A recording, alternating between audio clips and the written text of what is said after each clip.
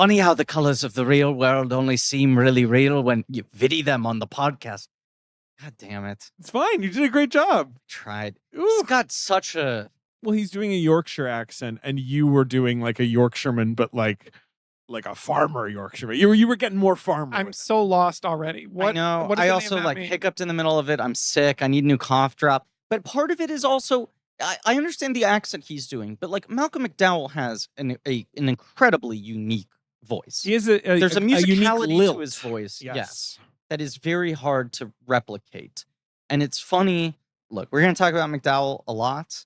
You don't want to? I think there's a lot to talk about. He's like the 7th most important thing in the movie. I just think we maybe never talked about him on the podcast before, and he's such an interesting, bizarre movie star. Right, but we can only talk to him up into this movie.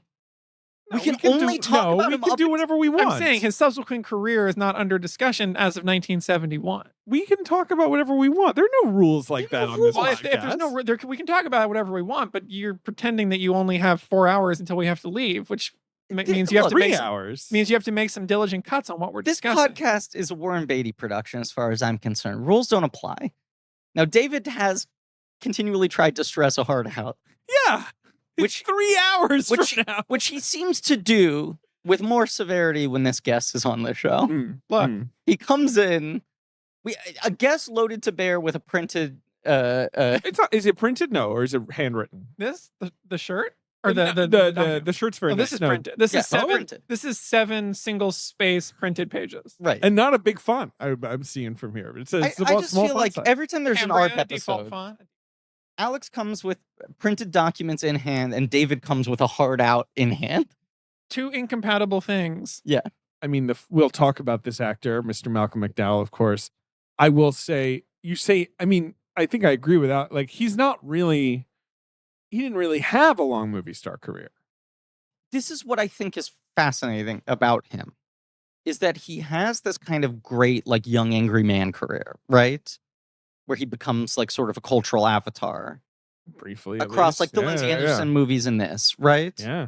But like, especially you look at If, Oh Lucky Man, and this. But that's all 67 to 73, right? Absolutely. Is If 67 or did I miss that? By a year? If is 68. 68. To me, he almost seems like the definition of a guy where you're just like, well, his career is going to be totally locked to this period. When someone's this tapped into the youth culture and a certain energy and whatever, it's like, is he Bud Cort? Is he like not going to be able to age? And then there's sort of like weird period, but he does have this odd career where it's like, he's got like the Eric Roberts thing where you look at his IMDb and you're like, this guy does 18 movies a year. He does work a lot. He'll do anything. He also does a ton of television. Yes. So much TV. And he'll do anything. But you're like, he has transitioned pretty well into being like elder statesman, both in terms of like villain. I say this with a lot of respect for Malcolm McDowell, who I do like a lot as an actor, even as current Malcolm. Yeah. But he's like the 8th elder statesman you call. You've gotten some hang-ups when you're like, Malcolm? And he's like, oh, I'll do it. I'm not disagreeing. And he does enough bullshit that he'll like never have like Brian Cox gravitas to the villain in season that Cox is above him, and I would say Cox, especially pre-Succession, was not that high on that list. Would you agree? They must have called Malcolm for X2. Did they call, or were they like, if Cox fucking turns us down, and they're looking at the pinboard, they're like, Malcolm McDowell, I guess? They're like, neck and neck. That's the question. Because Cox is a little more sprightly. What was was it Gangster Number 1? What was like movie. the one? Paul Bettany plays young him. The one huge old man McDowell part that people were like, this. It's Gangster Number 1, and that movie was very niche. But I'm surprised we've even all heard of it because I feel like that movie didn't come out huge Paul in America. McGuigan. Yeah, it's a Paul McGuigan movie, and I sat next to Paul McGuigan at a dinner once for 3 hours and had a wonderful conversation with him. Hey, well, that's a humble brag. Well, speaking of 3 hours, I will say that the McDowell thing, just because I'll keep trying to bring it back to Kubrick for this.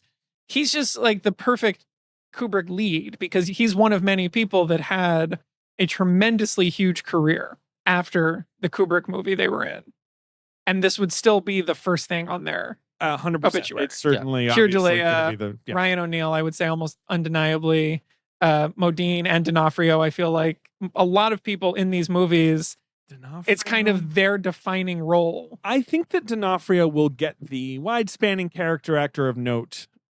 But maybe, no I guess question Full that Full Metal Jacket Jacket is the first number It one. is kind of his defining performance, and Modine has certainly like made so much of his life around that movie, and the experience of making that movie. There's no question. Right. And then the only McDowell, there's no question, obviously. It's just it's true of more Kubrick leads than it's not. And I feel like that's always one of the interesting things about his body of work and his actors is oftentimes it's their signature role.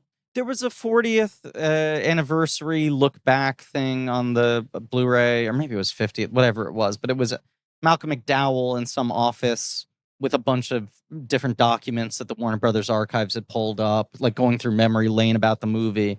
And he just flatly says, like, well, you're an actor. You only get to be in like one movie this great if you're lucky. I mean, by and large. Obviously, some actors would disagree and be like, hey, it was actually in a lot of really famous movies. And then he's like, sorry, I have to go tour my one-man show talking about Lindsay Anderson, steps out on stage and goes, you only get to be in 2 Mick Travis movies as great as these, and these are my defining films. You only get to be on 3 Travis movies. Well, 3, but he only really talks about If and Oh Lucky Man. He doesn't talk about Britannia Hospital that much. You'll do that on Patreon, right? I do think. Oh, absolutely. The Mick Travis trilogy. The Lindsay Anderson. Did you know that Alexander Siddig, a.k.a. Siddig El-Fadil, do you know who that is? He was on Battlestar Galactica? Yeah, Deep Space Nine, but also a million other things. Oh, yes. You know, that guy? Yes. He's Malcolm McDowell's nephew? Really? The more you know. What would we do without David's computer? Introduce our podcast. Podcast is called Blank Check with Griffin and David. I'm Griffin. I'm David, and you know that, of course, his son, Malcolm McDowell's son, directs movies. Charlie McDowell. Right. He made The One I Love. Yeah. And some other stuff. Now, do you know who, Ben, do you know? Yes. Who is the mother of Charlie McDowell, Malcolm McDowell's son? No. In my opinion, we'll put a pin in the Charlie McDowell talk and just move on to your podcast. One of the stranger celebrity couples. A brief celebrity couple, right? Yeah, well, but, not that but a weird one. Like a decade. I think they had like a decade together. Yeah.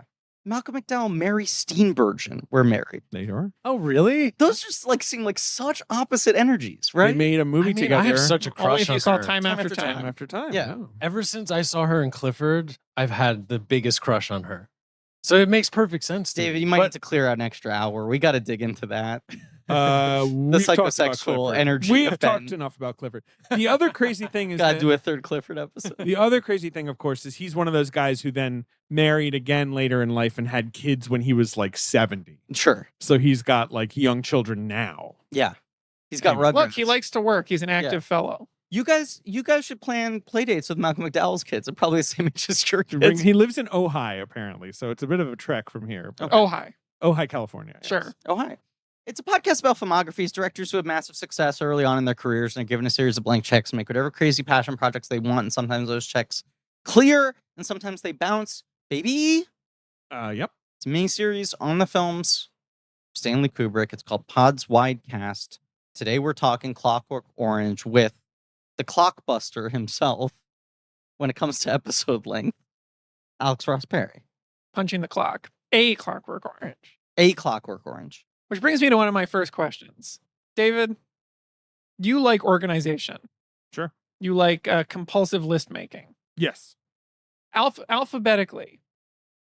A and then the title, or title, comma A? Oh, like this is one of my pet peeves, whichever one of these I disagree with. And you say this is a former video store employee. Yes. Someone who had to organize things. Clockwork Orange is an A movie to me. No, but if you were listing movies alphabetically, this would be first. Yes. Correct. Right. It drives me nuts when people. No, I don't like. Yeah, I'm not into Clockwork Orange, comma A. Yeah, it's not the. Z is the only one that you're allowed to pull. I couldn't agree more. With. I've been waiting to litigate this with you for months. I'm glad we already reached a resolution. We're on the same page. I just like a title that is this oblique and also has an unnecessary element to it. Because this is not the story of the Clockwork Orange. No, this is just one of many. It would be funny if at one point he was like, all right, feel like a bit of a Clockwork Orange right now. If he just said the title. Right. Well, it's like A Wedding, the Altman movie. Yes. I think you guys talked about. That would drive me crazy too, right? If I'm looking for A Wedding and the A's, some clerk shuffles over and it's like, it's wedding, comma A. It just drives me nuts when people abuse the alphabet that way. As not only an A name, but a Does it make you want to do a bit of the old ultra violence? That doesn't drive me that nuts. Okay, but good. All right, good. We're not at that stage. No, we'll get there. Let's talk reasonably. Let's check back in about an hour and a half or so. We'll see how we're feeling. Well, I think I'll be ready to commit some of the old ultra violence. Yeah, exactly. Yeah, we'll see. I think the thing that's interesting to me about McDowell. Malcolm McDowell, star of A Clockwork Orange. You set up this as Kubrick, right? I said that. Clockwork Orange. I don't know. We interrupt each other a lot. I'm as guilty as anyone. I'm not sure if you said the name of the show. I did. I heard it. Okay, Griffin, David. I'm Griffin. Right, sorry. David. Okay. All right. Right. It's all Kubrick. Yeah. Haven't introduced our guest. I introduced him. Wow. Said that I do the Clockbuster. Or maybe you didn't. I said that. I said his name. I did. I said Alex Ross Perry. Here we Alex Ross Perry to some, Alex to his friends. Alex DeLarge? I went through my parents famously, David, you know this, it's hard to name a child. Now, you obviously picked your child's name from watching a movie. I don't want to say my kid's name. But the name of the name of the movie. Is it? Boss Baby. The Boss Baby. Oh, right. It's hard to name things. My parents just said, much like you may have done, we have a list of names. And we just clocked a name in a movie credits and we wrote it down and that name was Alex and it stuck. Oh, really? That's how your parents? Yes. And then for years, your parents being like, they don't remember what name I've heard. They don't remember what movie. They don't even remember. It's just it was in the credits or a TV show or something. But then for years, I told people I was named after Alex in A Clockwork Orange. Right. And then I realized that reflected very weirdly on my parents. You refer to this as your favorite movie of all time. On any given day, it's number one. Any given day, I could easily rank this number one without feeling like that is fraudulent. Did it make your sight and sound list? Not only that, if it's number one on any given day, you said to me it's number one with a bullet. Number one, yeah, on any given day. Right. It's easily the only thing imagining that I'm a chorus of people could all reach a consensus on and just say it's just number one. But we were talking, both of you recently submitted your sight and sound list, and we were talking about this, Alex, and you said like, my list is Clockwork Orange number one. And then here's the rest of them. Alphabetically. But that's alphabetically it was number one, as we just covered. But you were also saying like that is the It's the movie. It's the movie of my life. And then it's 9 other films, even though the list isn't technically ranked. No. Yeah. It's a very important film to me. And I remember exactly when I saw it, which is fun. Tell us. When did you see it? Well, so I came up with some dates here. On June 16th, 1998. Prince at single space. The AFI. So, all right, what's happening in the world? The AFI 100 being is impeached. Oh, sure. Okay, the AFI 100 on June 16th, 1998, the AFI 100 is released. On June 29th and 30th, 1998, I, from Philadelphia, take the train up to New York to visit my grandparents who live in Westchester. Okay. Humble brag. So that on July... You don't live in New York, so it's a long train. No, it's 2 hours. So that on June 29th, 2 weeks after the AFI 100 is released, I can go see The Prodigy at Hammerstein Ballroom by myself. The electronic music act. Absolutely. Wow. Who I was a huge fan of at the time. Right. Ben, Prodigy. Sure. Yeah, Outer Space, underrated. Still listen to Outer Space all the time, and my wife will be like, turn this off. You listen to The Prodigy all the time. Outer Space is a constant car jam for me. Pen in this.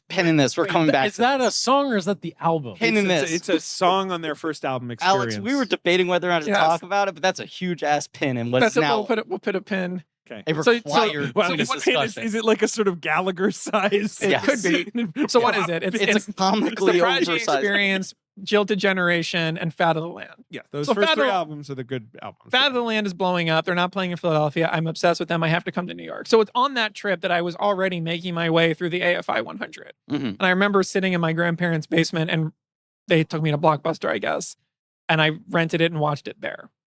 And that was my exposure to it. Because within 2 weeks, I must have looked at them and I thought, this seems like probably one of the first 10 movies on this list I should see.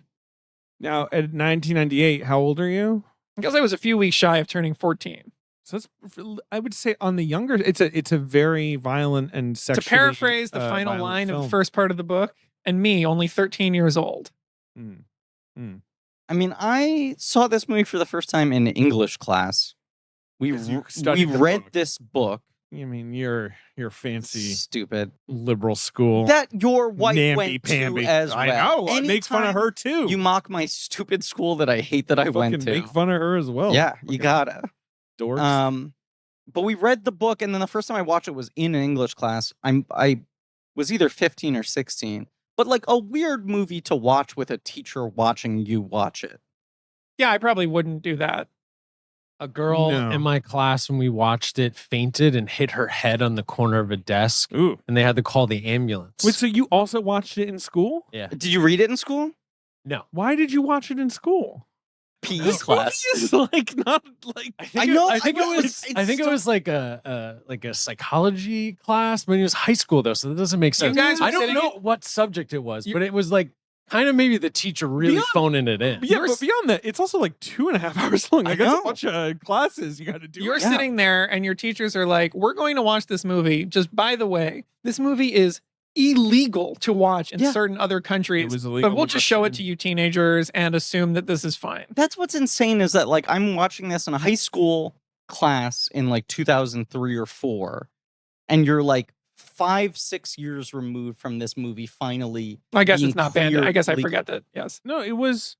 Well, so in America, I don't think it was ever. No, in so many other countries. It's really just Britain. I think is. I mean, maybe others. I have a longer South list Africa, for you. Singapore, whatever. Yes. Like certainly, but like the thing about Britain is, like when I was a teenager, where I grew up in that country. Wait, in what country? Country of the United Kingdom and Great Britain, Northern Ireland. When you say grew up, what do you? Well, you feel like you grew up there? Wouldn't that be funny if that's like what I you meant? sort of had like a coming of age? I just kind of feel like I grew up there. The Is this some kind of weird slang that you've invented? I don't understand what you're saying. This is I believe this might be the most British film you've ever covered on the show. It might be because we have not covered enough. I mean, Stanley Kubrick is almost the most British director we've ever covered in the and sort of like I'm glad that I feel like you should have had a British person on. I'm glad I got to come in, but it's just there's nobody here that can really speak to the culture of this movie. The problem is that there's no one here who has any sort of lived experience of being a youth, an angry youth. In England, a disenfranchised teen male. I moved to England in 1995. Wait, I'm sorry, I don't understand lived there for 13 this years, which I've discussed on this podcast many times. This has never come up. It's just like an unreliable sense of narration. That's our humble narrator's lying. As many might know, Kubrick withdrew this film from Britain. Yes. Entirely, pretty much in 1970, like pretty much just like a year after it came out. And it was just not really shown again until he died. There's this one cinema club that showed it in 93, and people sort of cite that as like, but he like sued them and they went into receivership or something. Like, so really it was his death. Sure. That brought it back in Britain because this sort of self-imposed thing was gone. In Ireland, the film was banned in 1973. It was finally released uncut in 1999. Same thing, right? Yeah. Right. What were the other ones here? Brazil? Yeah, but that's South Africa. These are military dictatorships. Spain. Those are all dictatorships. Malta. I can't speak to Malta, but the other three. Why was it banned? Well, for various reasons. Too good. It's like, it was too good. Okay, that checks out. It could be because of the sexual, violence of it, or just because like it's, just every time something happened that was vaguely copycat-ish. It was not banned in Britain. That's what I'm trying to say. Like when I was a teenager, we were like, that movie is unwatchable because it's so fucked up. Yeah. That like the other video nasties. But no, it was just Kubrick saying, no, fine. You think it's too violent? I won't show it. Sure. But if you did, he would come after you. Because he had a bee in his bonnet. And he did wear a bonnet. A famous bonnet wearer. Yes. But like, so that's why he didn't go out in public much, because people made fun of his bonnet. When I was 13 years old, he died. Okay. That must have been tough for you walking down the streets of New York City, an American boy, born and raised, mourning the death of Stanley Kubrick. My Bronx brothers. Fellow New York legend. Right. I remember my dad picked me up at the mall, and I got into the car, and he just looked at me, and he said, Stanley Kubrick died. Huh. And I just was like, I couldn't believe what I was hearing. It was this is about 1 year into my love of, at that point, I'd seen many other of his, not all, and at that point, I just couldn't believe that this had already happened. I remember being fairly shocked too. Obviously, it was also that because I've been looking forward to Eyes Wide Shut movie for and a year production, at this point. Yes. But he dies, and then pretty quickly after that, the movie is suddenly released on DVD and VHS in Britain. And I was 13 years old. We were all like, Griffin, describe what I just did. His jaw dropped. Right. We were like, we're gonna see this fucking crazy movie. And so it was just, this movie had a gargantuan like every teenager I knew was obsessed with it, including me a little bit. Like, it was just sort of like because it gave this view into a culture so far away from New York. Right. For fuck's sake, stop doing the bit. I'm canceling the bit. No more bit. I want to talk about my life on this podcast. And this is such a British movie that there's this chasm here. People drive me so crazy. Can I tell you that Alex texted me like 2 weeks ago and was like, we need to plan the most aggressive attack on this. It's just the most British movie. It's the most British movie. Someone tweeted at me at this time. Something, I can't remember what I tweeted back, but I was like, it really, I'm just afraid to ever talk about anything because I think people will do the bit. And then someone texted me privately and was like, this is a very sad message from you. And I was like, yes, I meant it sincerely. Well, it's nice to have friends that like someone clearly texted me being like, you're just kidding, right? And I was like, no, not really. That's and it's how good I to feel. have people in your life that are like, that is sad. I'm going to keep doing it. 100%. The sadness is what fuels the engine in the car. Your wife essentially did the bit at your wedding, by the way. Yes. Yeah, which we discussed with you. This legendary moment. This incredible moment. We gave her so many comedy points. Yeah, she did a great job. It was like rice being thrown at her. She did a great job. This episode, I think, is coming before the Shining episode. Yes, but I can exclusively hope it for listeners that, for whatever reason, the Shining episode also contains a sort of like, we've been too soft, like someone taking their shoe off and banging on the table, being like, the bit must return. You picked a bad, well, because this episode, you picked, I hope this episode comes in between 2001 and Barry Lyndon. It does. Okay, just I like this bit. Because you seemed unsure about where this movie fell before or after The Shining. No, we've recorded that episode. Yes. Anyway. We can refer to it as a done deal. I'm just alerting viewers to more of this nonsense in a couple of weeks. This is a very British movie. It's a very written British by movie. a very British novelist, based on source, very British actor. Yes. Mm-hmm. And a British-ish filmmaker. And stunning British character actors and locations. British character actors with locations, I would say. It's a very British movie. But I'm also trying to say that, like, for my generation of English teens, and I was a teen when this movie was like, I don't get this. Unbanned. He said he doesn't want to do bits. He's gonna murder you guys, and I'm gonna have to clean up my apartment. Like, it was just like, I don't know. It felt like our movie, even though this was an old film. Like, it felt like we got to discover this secret thing, even though that's kind of not even what it was. It was just Kubrick's bee in his bonnet. Right. My thing is, Alex raises a good point of just like, this is essentially a movie made by a British filmmaker. But what complicates this, and I have to explain this to you, David, is that Stanley Kubrick was born and raised in New York City. He was born and raised in Yon Bronx. But then he moved to England. Now, is the Bronx, comma, the, or is it the Bronx? If you were listing the boroughs alphabetically, it would be under, well, I don't know. The Bronx is burning, you would list under It could be like Ukraine, where they drop the over time. That, Griffin, yeah, is a great way to put it. Is the Bronx is burning, comma, the? Because the answer, according to a lot of style guides, would be no, because the Bronx is actually considered sort of like a proper name. On like the subway map, does it say the Bronx when you look at the subway map? It's like the Batman. Yeah. The Batman. Sometimes when we do episodes on movies that are like, gonna potentially bring in new listeners, I always like to sort of check in about 15 or 20 minutes. We're getting the good stuff. Ben, on the subway, it is the Bronx. 7 pages. Ben, 7 pages, single space. I just remember when Yeah, I'm sure a lot of people have hit the stop button, is what I'm trying to say. We've covered this much of pages. Oh, God. We've only covered when the AFI list came. Yeah, that's all I've gotten to. I can just, speed round. This has the great benefit. No, slow down. This has the great benefit of very rarely do I get to come in for an episode where I've already heard part of the miniseries because of you guys already released. Sure. So I get to sort of join the conversation. Okay, of Kubrick rather than not knowing how you're conversation. talking about him. Mm-hmm. Okay, but did you finish your thought about teen David? I'm done. This was. Should I do more about me being English? David and his droogs. Do you want to? Yeah, I'm sure it'll come up again. Yeah. Just like a classic. I don't know if this was true for you guys. What? Did you guys dress up as the droogs? He beat me to it. Any Halloween I went to as a teenager, someone was dressed Which up. one were you? Dim? Dim's kind of the big one, right? So I probably would have been Dim if I had to do it. David Dims.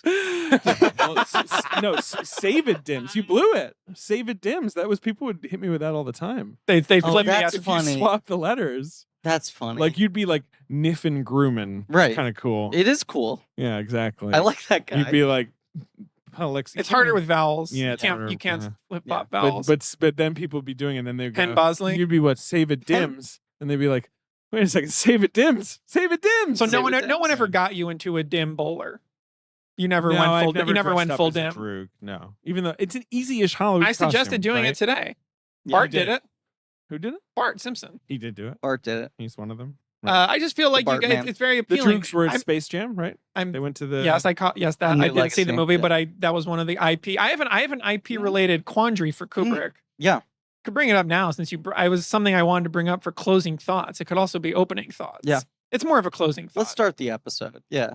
Enough dicking around. I just feel like it's very daunting for you guys to cover Kubrick. These movies are not easy to talk about. No. There's no lack of information on them. And everyone, after a certain point, is absurdly complicated and thorny to understand the intentions or the filmmaking of. Well, and also it's just sort of like we've only got 2 to 3 hours here. No, I mean, I would say 3 to 4. But, you know, it's like we're gonna say whatever we think, but like, there's no way we could possibly encompass everything that's been thought about these movies. They're basically movies that could do. You know, someone could say I'm doing a 10-episode podcast on 2001 or Clockwork Orange. The exercise for me has been Barry Lyndon could be one of those like minute an episode movies. Yes, sure. The exercise for me has been watch the movie and try to take all the pressure off of it, and then just do an episode responding to what I thought watching the film just now. Agreed. Rather than feeling the pressure. Being like, this is the Clockwork Orange episode. We have to do everything about it. That's my approach, unfortunately, that's my approach.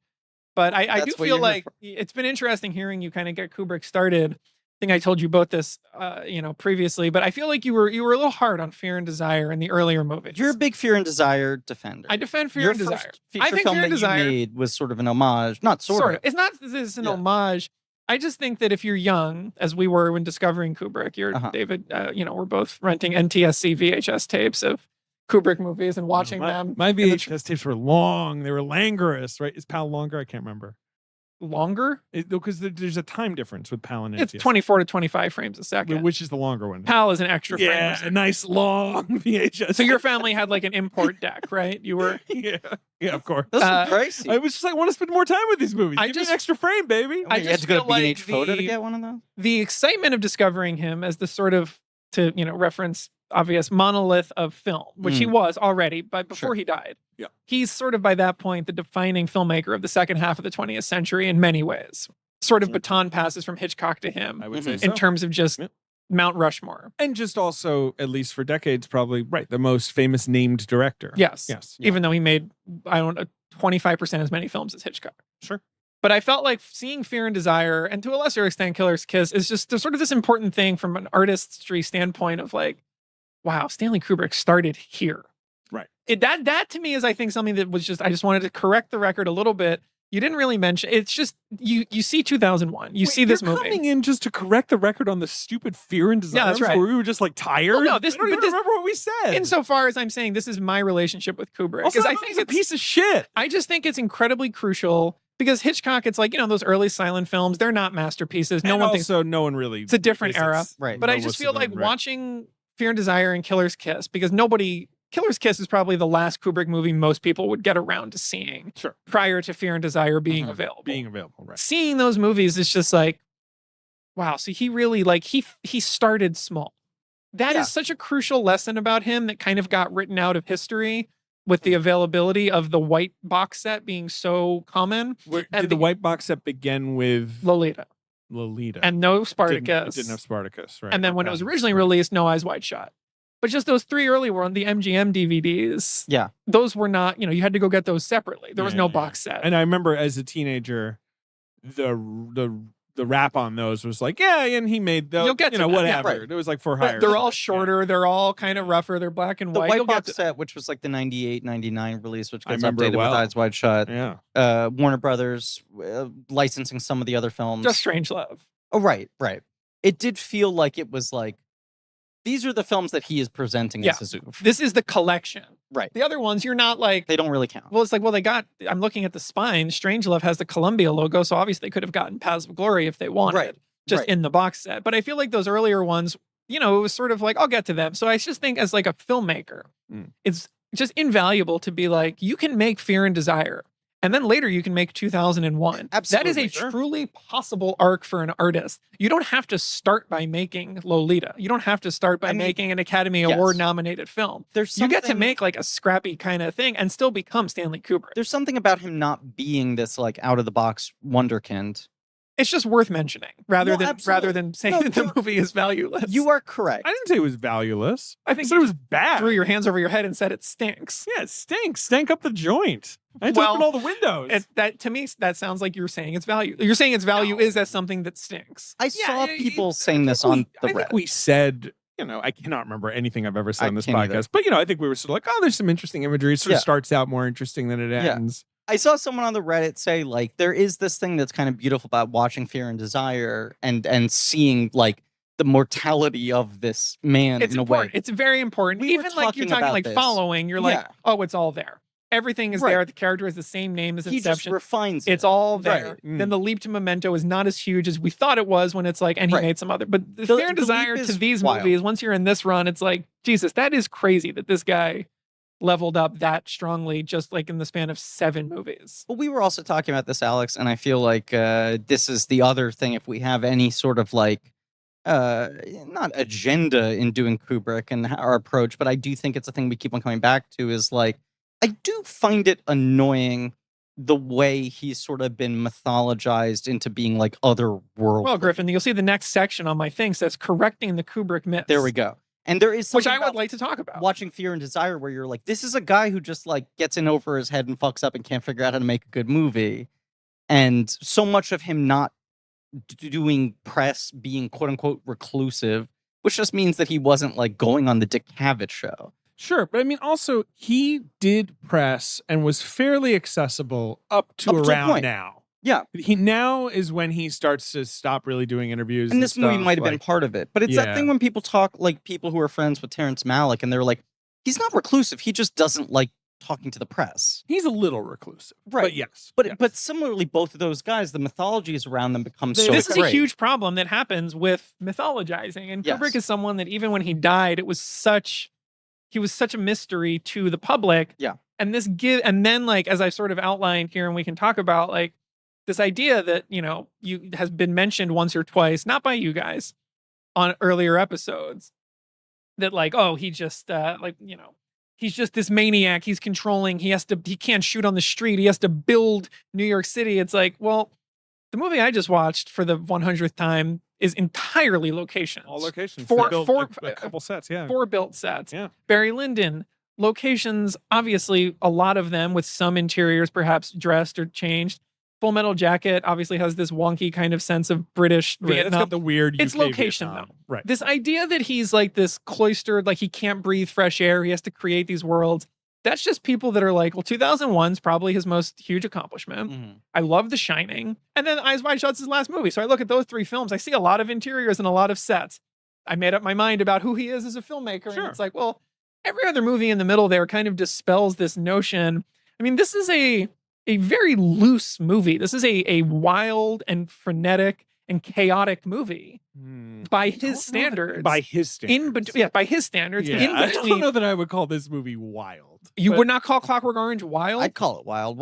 I think wild is certainly an appropriate word. When you're swinging a handheld camera around, filming like a physical assault, you're like, no, this is very orderly. This is very British and very proper. No, I didn't say it was orderly. I'm just saying this is in between David also 2001 and Barry Lyndon. Reference for what proper British. No, right. Well, I wouldn't know. But in between those 2 films, which are obviously immaculately designed, both in terms of the aesthetics, the sets, the camera, this movie is very much not that. And it really pops the bubble on the idea that he's just like this creator of these false sets and everything has to be perfect and just so. I mean, I really think a lot of that is the Eyes Wide Shut and Full Metal Jacket. It's like the end of career thing of like, oh, now he really can't leave England and he's stretching reality in that he's making a Vietnam movie and a New York movie without leaving England. And it overwrote a lot of what was actually true about in The Shining as well. This, American Rockies thing built in this, but like, it just sort of changed the perception of the earlier works. Whereas what I think he's more interested in, you see it in this movie, but you see it in all the movies really. I mean, certainly 2001, he's more interested in these perfect worlds that are broken by chaos. He's not interested in perfect worlds that remain perfect. even in Barry Lyndon, the sort of decline of the fortunes of these characters, he really loves, especially in Lolita as well, like these characters that you start off and everything is just so. Yeah. Either in their lives or in the world they live in. And by the end, it's all thrown into chaos. And that's really more his thing than like everything just is its own perfect. I mean, this is literally the plot of Eyes Wide Shut. And my problem with him, yes, absolutely. And my problem with the mythologizing also is like, I just think it gets boring to call him like cold and hermetic. And like, I feel like these are just like words people throw around that don't apply to most of his movies or whatever. I wouldn't call him wild either, though. But I don't know. Maybe I also think the idea that he was just like this genius with perfect judgment who built the world as he saw it in his mind was correct, didn't talk to anybody, and then died is uninteresting to me. I think people love this idea where it's just like he was blessed with the perfect sense of cinema and he like came down to earth, made his perfect movies, and then died. Right. And I'm ascended to God. Right. So much of our fucking podcast is about like trying to figure out these fucking people who made these movies to some degree, not even necessarily psychoanalyzing them, but it's like obviously tracking this within their career and their films being responses to their previous films, what's going on in the world, their own life, all this sort of shit. And like the more people try to put Kubrick in this like alien box, the less interesting I find him. I wonder how his career would be perceived if he'd made Napoleon or whatever, the Napoleon movie. Like if he had thrown a sort of more traditional biopic, massive epic into the later stage of his career, if that would have changed. Or the Aryan Papers is the other one. If he just made a Holocaust movie. Like rather than ending his career on, and then he like drove the most famous couple alive insane with his, many take match. Right. So it's the fact that whole movie is about like secret societies. Exactly. And shit. And then he died and they divorced. He died suspiciously close. Yeah. It all sort of has overwritten like the sort of, he hated actors. Like, if he worked without act, but it's like, you look at the looseness and the freedom that he's giving Peter Sellers, Malcolm McDowell in this movie. There's like there's a looseness to his trust of actors in this middle period that did clip Malcolm's eyes and probably made him do that for like many days. We'll get to that. That's just part of the movie. We'll get to that. But Alex did raise this good. Alex and I went to a drive-in last weekend. So we had spent a long day together. 2-3 hour car rides just talking about things at depth.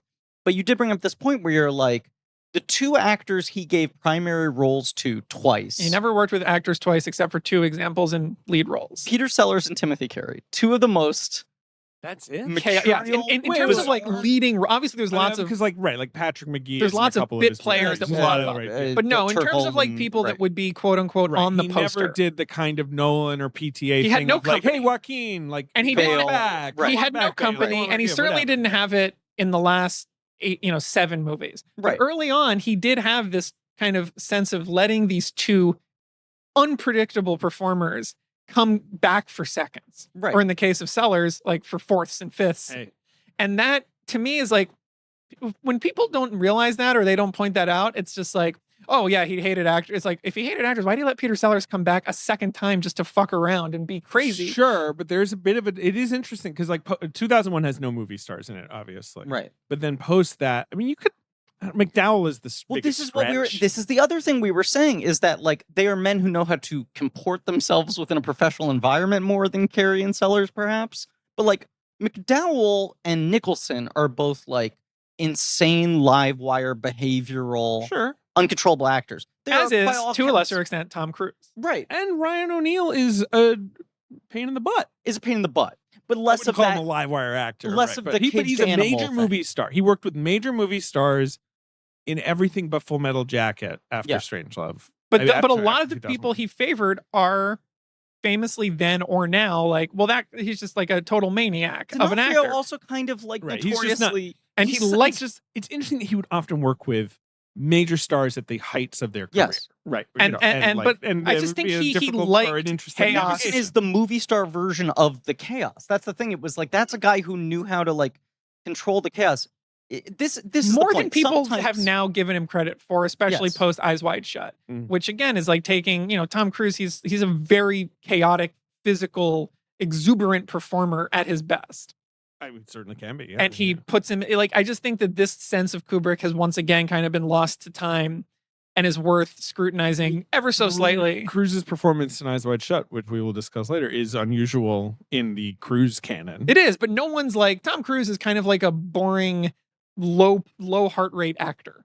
Especially now, no one thinks of him that way. People said that about his performance in that movie. Well, sure. Yeah, right. But that's, whatever. You'll talk about it later. But also the idea that it's like, oh, here's this guy who creates these like hermetic, controlled, airless ecosystems. Eyes Wide Shut. And then you're like, it's no, I'm just saying, he did have a tendency to put like wild animals into those ecosystems. The Shining and Eyes Wide Shut especially. And when those are two of your three last films that define basically the back third of your legacy, it's hard for people to not be like, that's been over. Everything from these movies has been overwritten. Maybe he should have done some contracts, Sister Act.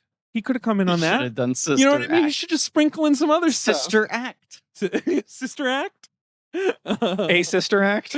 Getting Even with Dad? We were just talking about that in the car. We were talking about Getting Even with Dad. I had my own car ride with Alex Rossberg. It wasn't 3 hours each way. Very short. But we were talking Getting Even with Dad. We were talking Macaulay. Yeah.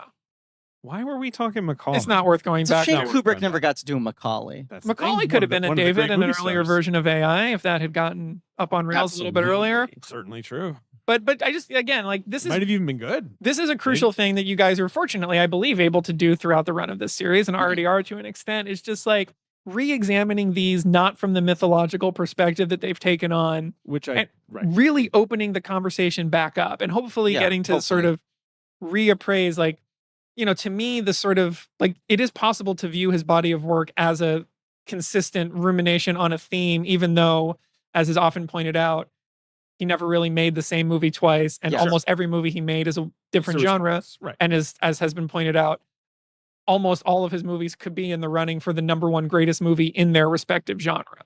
The only thing I'll say, and it's loose, is that you could kind of argue that Strangelove 2001 and Clockwork Orange all have science fiction. Well, that's not even. I mean, that's in the Michel Ciment interview book that I have. I don't have that. Well, I pulled some quotes from it, and I brought it with original.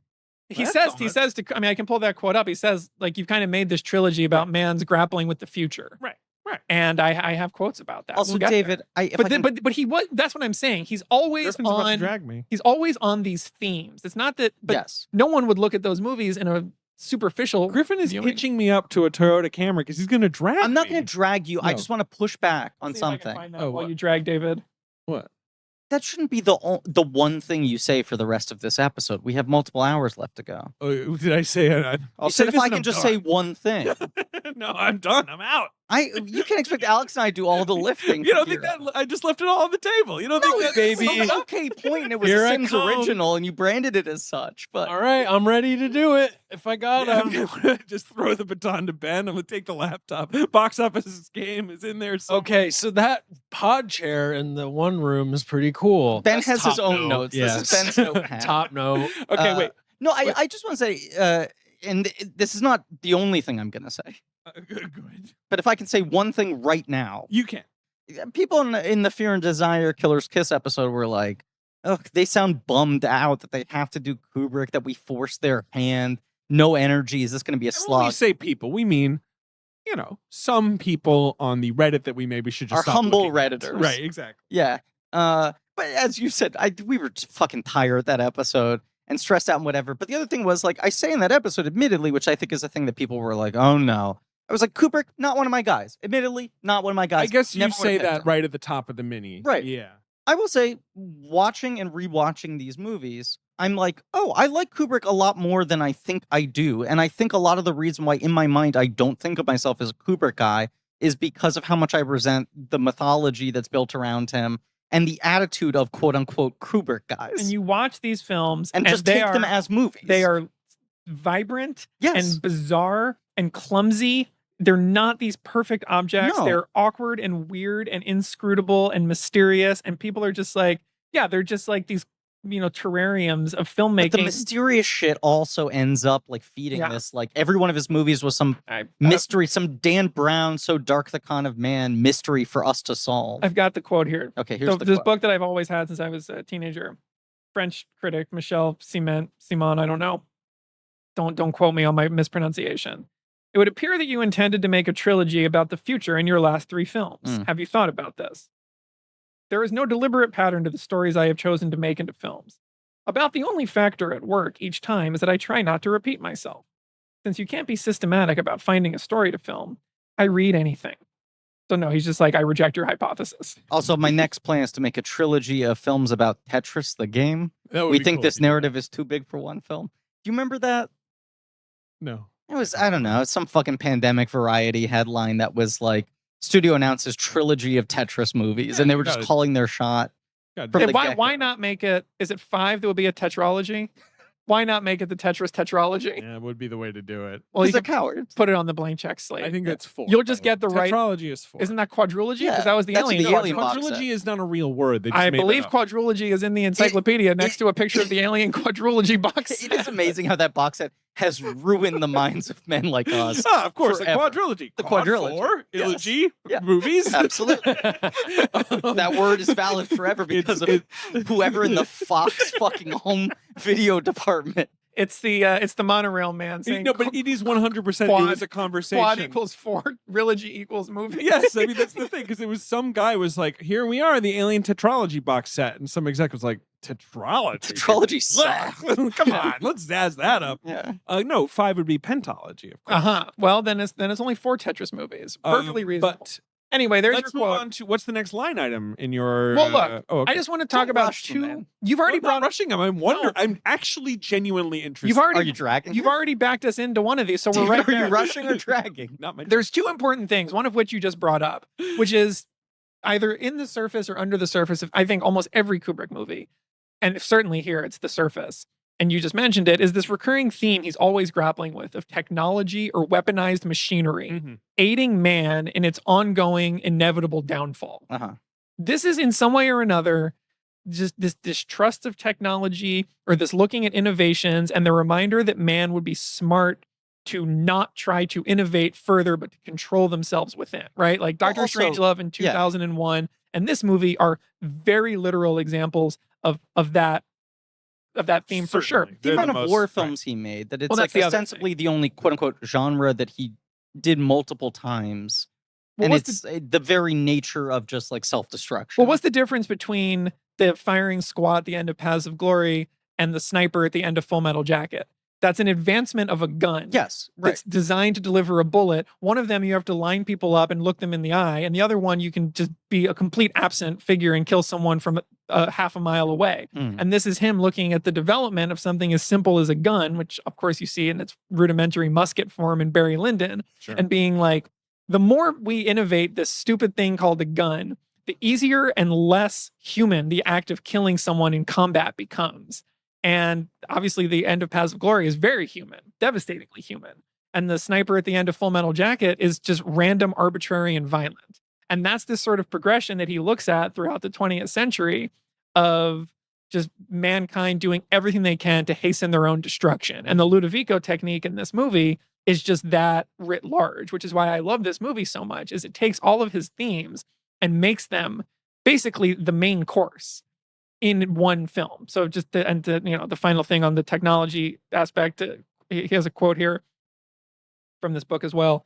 Modern science seems to be very dangerous because it has given us the power to destroy ourselves before we know how to handle it. On the other hand, it is foolish to blame science for discoveries. And in any case, we cannot control science. It's the people. So he's basically just like, his attitude is just like, look, we're going to invent things we don't know how to control, and that's going to be a huge problem for us. People shouldn't do that, but they're going to, because that's the way progress works. Right. And this so is all about the folly of trying to control human nature. Well, that's you can. Yeah. Griffin, you just backed me right up into the other point. There we go. Because that is what every one of Kubrick's movies is about. I believe, and I'm quite certain.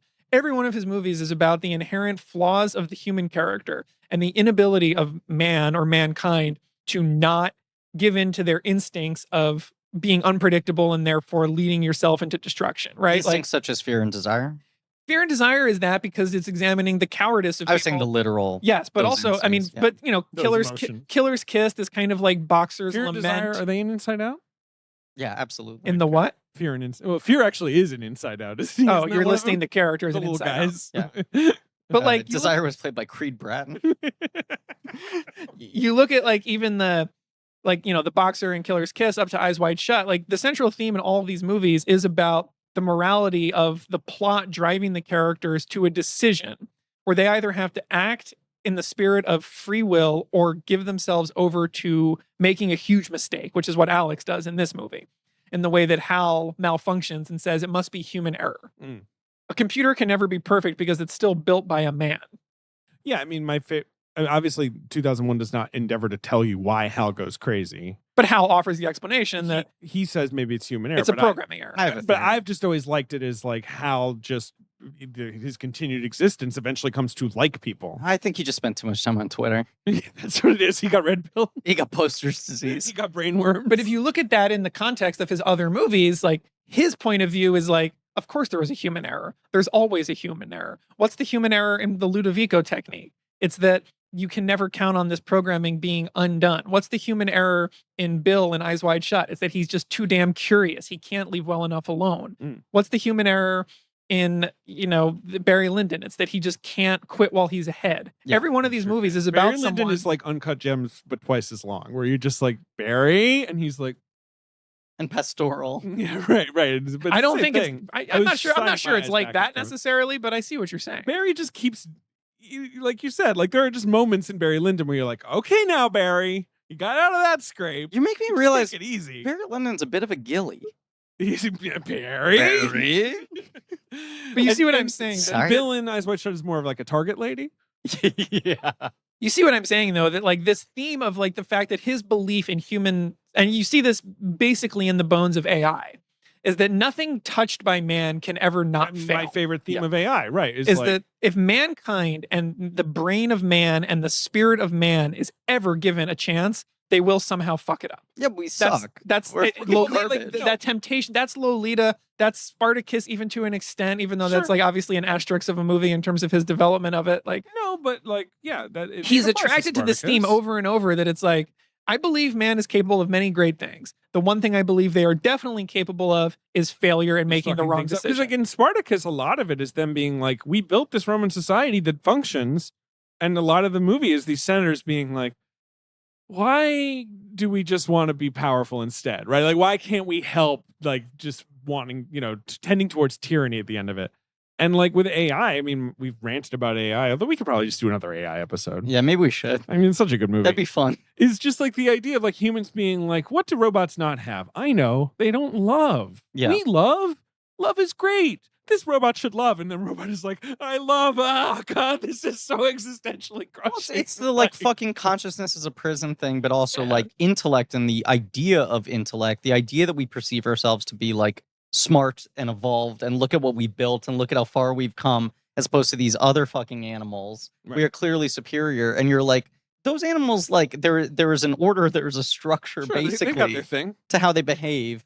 And we like pat ourselves on the back for like Jamba Juice. But then we're just like, none of this makes sense and we're fucking everything up all the time. 2001 ends with Jamba Juice, right? It does. On the arrives. That's what all the colors. The colors are the different varieties of Jamba Juice. He's getting a razzmatazz. It's full of juice. Strawberry Surfrider. But this is like, again, like what I love about this movie above all his others is that it takes all the themes of his other movies before and after and literalizes them into the actions of the character and the actions done to the character. I like that it has a big fiberglass dick. That's what I like about it the most. Well, hold on. Put a pin in that. Okay. Alex, what's next on your document? Well, what's next on my document is really digging into the movie A Clockwork Orange. The rest of it gets into issues more. I feel like, I wanted to just set up the Kubrickness of this. Sure. And I pose something and give Ben the opportunity to you, Alex. Yeah, Ben is drinking a glass of milk and a huge glass of milk. None of you touched your drugged milk. Well, I'm sipping some tea, which David is a beverage that's incredibly popular in British culture. Very true. Chai, as Alex calls it. Yeah. Kubrick's kind of... Go on. This movie is like a punk, it's like pre-punk. It is. It's a very pre-punk movement. Like, what? But you see, even in its supposed, again, no one here can speak to this banishment in England from the 70s. It does coincide very nicely with the appearance of fairly radical British cultural shifts, but also as a 71 movie, like this movie just looks like the worst of 80s England somehow. Yeah, here's a question for you guys that kept on running through my brain while watching this movie, while rewatching this film. How would you describe the aesthetic of this film? Brutalist. Yeah, I would just say dystopian, and I feel like but people's idea of a dystopian society, they're just picturing this movie. But there are like 4 or 5 contradictory aesthetics, I think, coexisting in this movie where I'm like, I don't even know how to synthesize. Well, because I guess like the interiors, especially the fancy houses, are this sort of like mid-century moderny or what, like white, like, and there's all kinds of. But he goes Britain, not to speak of a country that I grew up in.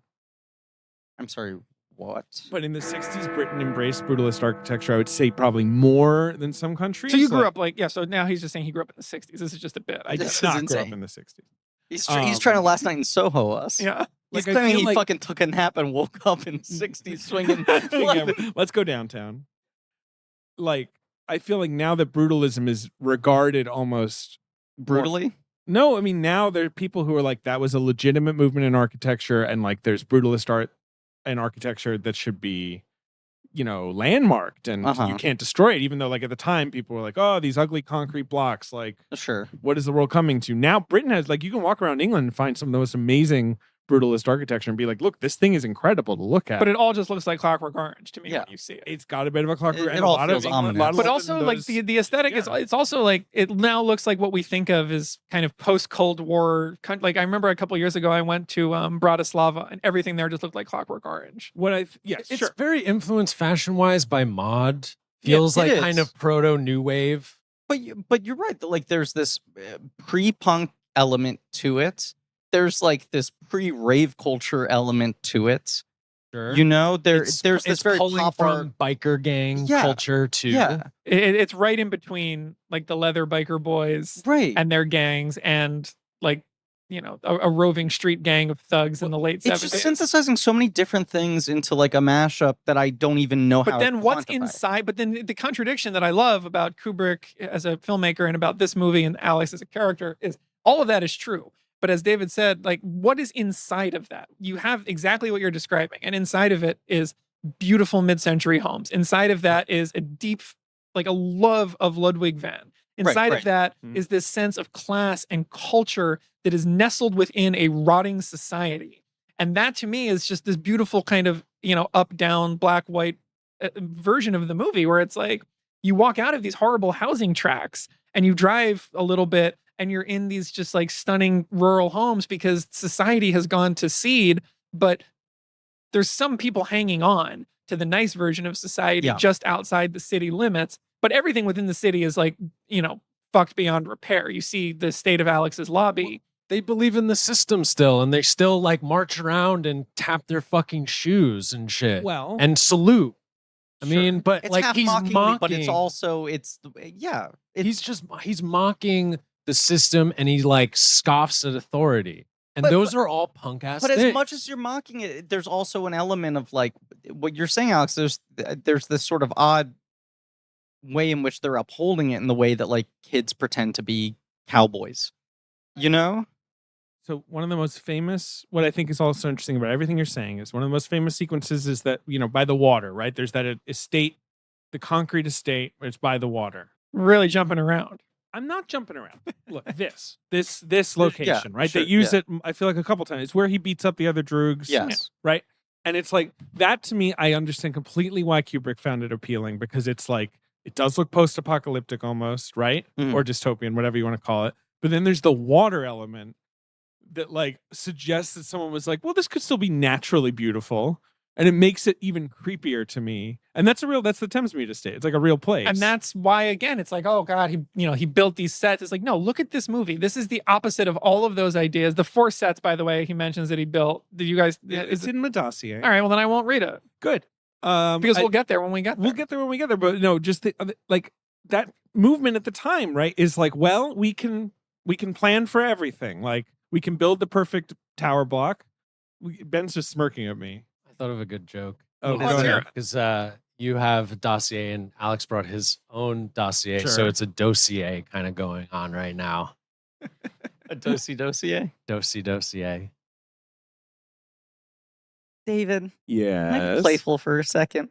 Yes, you can be playful. Can I just throw you a little playful opener? I love it when you're playful. Brooklyn Inn knows that a good set of sheets are essential for all bedroom activities. Sleeping, cuddling, exercising. I think you know the rest, David. Ooh, you're being very playful. Yeah, for everything you do in bed, do it in all the positions on the highest quality sheets, pillows, and bedding from the home of the internet's favorite sheets. David. Brooklyn and the home of the internet's favorite sheets. You're right. David, can I be wholesome for a moment? No, we're not doing all 3 openers. Well, 2 of them are the same bit, but I want to try to show some acting range here. No, we're moving on to talking points. We're out of openers. And also, I mean, if we're talking about, Brooklyn and being the staging ground for magic happening, which you're sort of alluding to here, it might be worth pointing out that it was created by a husband-wife duo. This is very important. Rich, come on, there's love in the air. And Vicky Fula. The love in the air, the love on the sheets. That's what I'm saying. Look, they wanted to provide customers with luxury, hotel-level home essentials. They wanted us to feel as good as they feel in bed, if you know what I'm saying. I don't. I mean, now we may actually be getting in trouble, but we're talking a little too much about it. Look, if it piques their interest, then I'm happy. I just want them to notice me. Brooklyn offers everything from cuddle-ready sheets to cozy towels and robes, loungewear, accessories, and more. And because quality in the bedroom is the most important thing, I agree. They've also got all kinds of high-quality, beautiful home essentials. Here's another thing, David. At Brooklyn, shopping is easy and rewarding with their rewards program. Earning points is a breeze, and there are bonuses for referrals and birthdays. Once you register, you're automatically a silver member, meaning you start reaping the benefits even at your first order. That's a win-win in my book. I agree. And look, they've got heathered cashmere sheets, which gets it covered with a lightweight luxury of soft cotton and cozy Himalayan cashmere. They've got limited edition seasonal colorways, ink blue and rust, which transform any bedroom into a luxe Swiss Alps resort. That's exactly what my bedroom feels like. And they've got a down comforter. They've got pillows. They've got a sort of a move-in bundle you can get, which is like a set of sheets and pillows and pillowcases and a duvet cover and a comforter. You get 15% off if you get the bundle. I love my Brooklyn, and we talk about it a lot. I've gotten multiple bundles. I'm so happy sleeping on these. For everything you do in bed, for farting, for eating crackers, for making love. Yes. Check out brooklinen.com today for their luxurious home and bedding essentials and use promo code BLANK for $20 off plus free shipping on your purchase of $100 or more. Yes. That's BROOKLINEN.com, promo code BLANK, $20 off plus free shipping. There's something very funny to me about the idea of building these estates and being like, problem solved. Right. You've got your water, houses over there. Here's a nice walkway. Everything just you might try want. And complain about this. Exactly. Formula, boxes checked, and you look at it and you're like, well, this is kind of like chilling. That's a literalization of what I love about all these films. Like, it's chilling to Kubrick to think that people were like, well, we made the bomb. We have a system to control it. Problem solved. Right. Yeah. Nothing could go wrong. Yeah. Right. And it's chilling for him to be like, well, we built the spaceships and we have a computer running them. Problem solved. And the Ludovico Technique is the best version of that, where it feels like something a kid would come up with. It's like, well, what if you just punch someone in the stomach anytime they saw boobs, and then eventually, anytime they saw boobs in real life, they would double over. And then he's like, it feels like the logic of a 5. But what's incredible is then his whole thing of the fallibility of man is, well, what shoes are you wearing when you're punching him? Well, what happens if he sees someone with those shoes on again? Right. We don't know. I guess he'd go insane. I guess he wouldn't like that. Yeah, sure. Well, have you thought about that? No, not really. And that's what he finds so frustrating, I think, about the flaws of man as a organism, that is just so irresistible as he revisits it in 10 different genres across his career, is that it's always the same thing. It's just him looking at the behavior of man and going, these fucking animals can't figure it out. Everything they do is going to lead to their ruin. And I'm the only person who sees this clearly. And I love that about him. Have you ever seen Stanley Kubrick's boxes? No, but you guys are doing the episode on Color Me Kubrick, David said, right? I did not say that. I'll watch that. I was trying to remember last night, what was Stanley Kubrick's boxes? Like a documentary about his treasure chest or something? It's like a documentary short that I think John Ronson did. It was like, Julio's favorite shapes. It's just Stanley Kubrick being like, "This is a great box right here." There's like a conveyor belt. It's like it's like Orson Welles' sketchbook, where he weirdly had like a 6-episode TV show where he just drew pictures and talked about them. Sounds fun. Kubrick had this TV show where he was good vibes. Opened a magic You were correct. box. It was John Ronson. Yeah. Yes. You opened a It box. was like going through his like archives after he died. All his memorabilia. Right. And all the things prepared for Napoleon. Is that watchable? Because it sounds like it could be boring. Just him being like, and here's some pictures. Like it could, like you got to dramatize. You're saying it's like Geraldo's tomb. Well, he found nothing. Right. But was his Geraldo. Like, All right, guys, we're empty box. going to open Kubrick's box. So it turns out there's nothing inside. I remember it being semi-watchable, but the way I found out about it at first, I don't know why I end up on this website, but the company who made his physical boxes was so proud of their mention in the documentary. Sure. I mean, hey. That they posted a clip on their website. Why were you on a box company's website? This is my question. I'm like, how did I end up there? You box shopping? But I was like, oh, there's a documentary about his previously, the treasure boxes were only used for shipping nails. Yeah. Yes.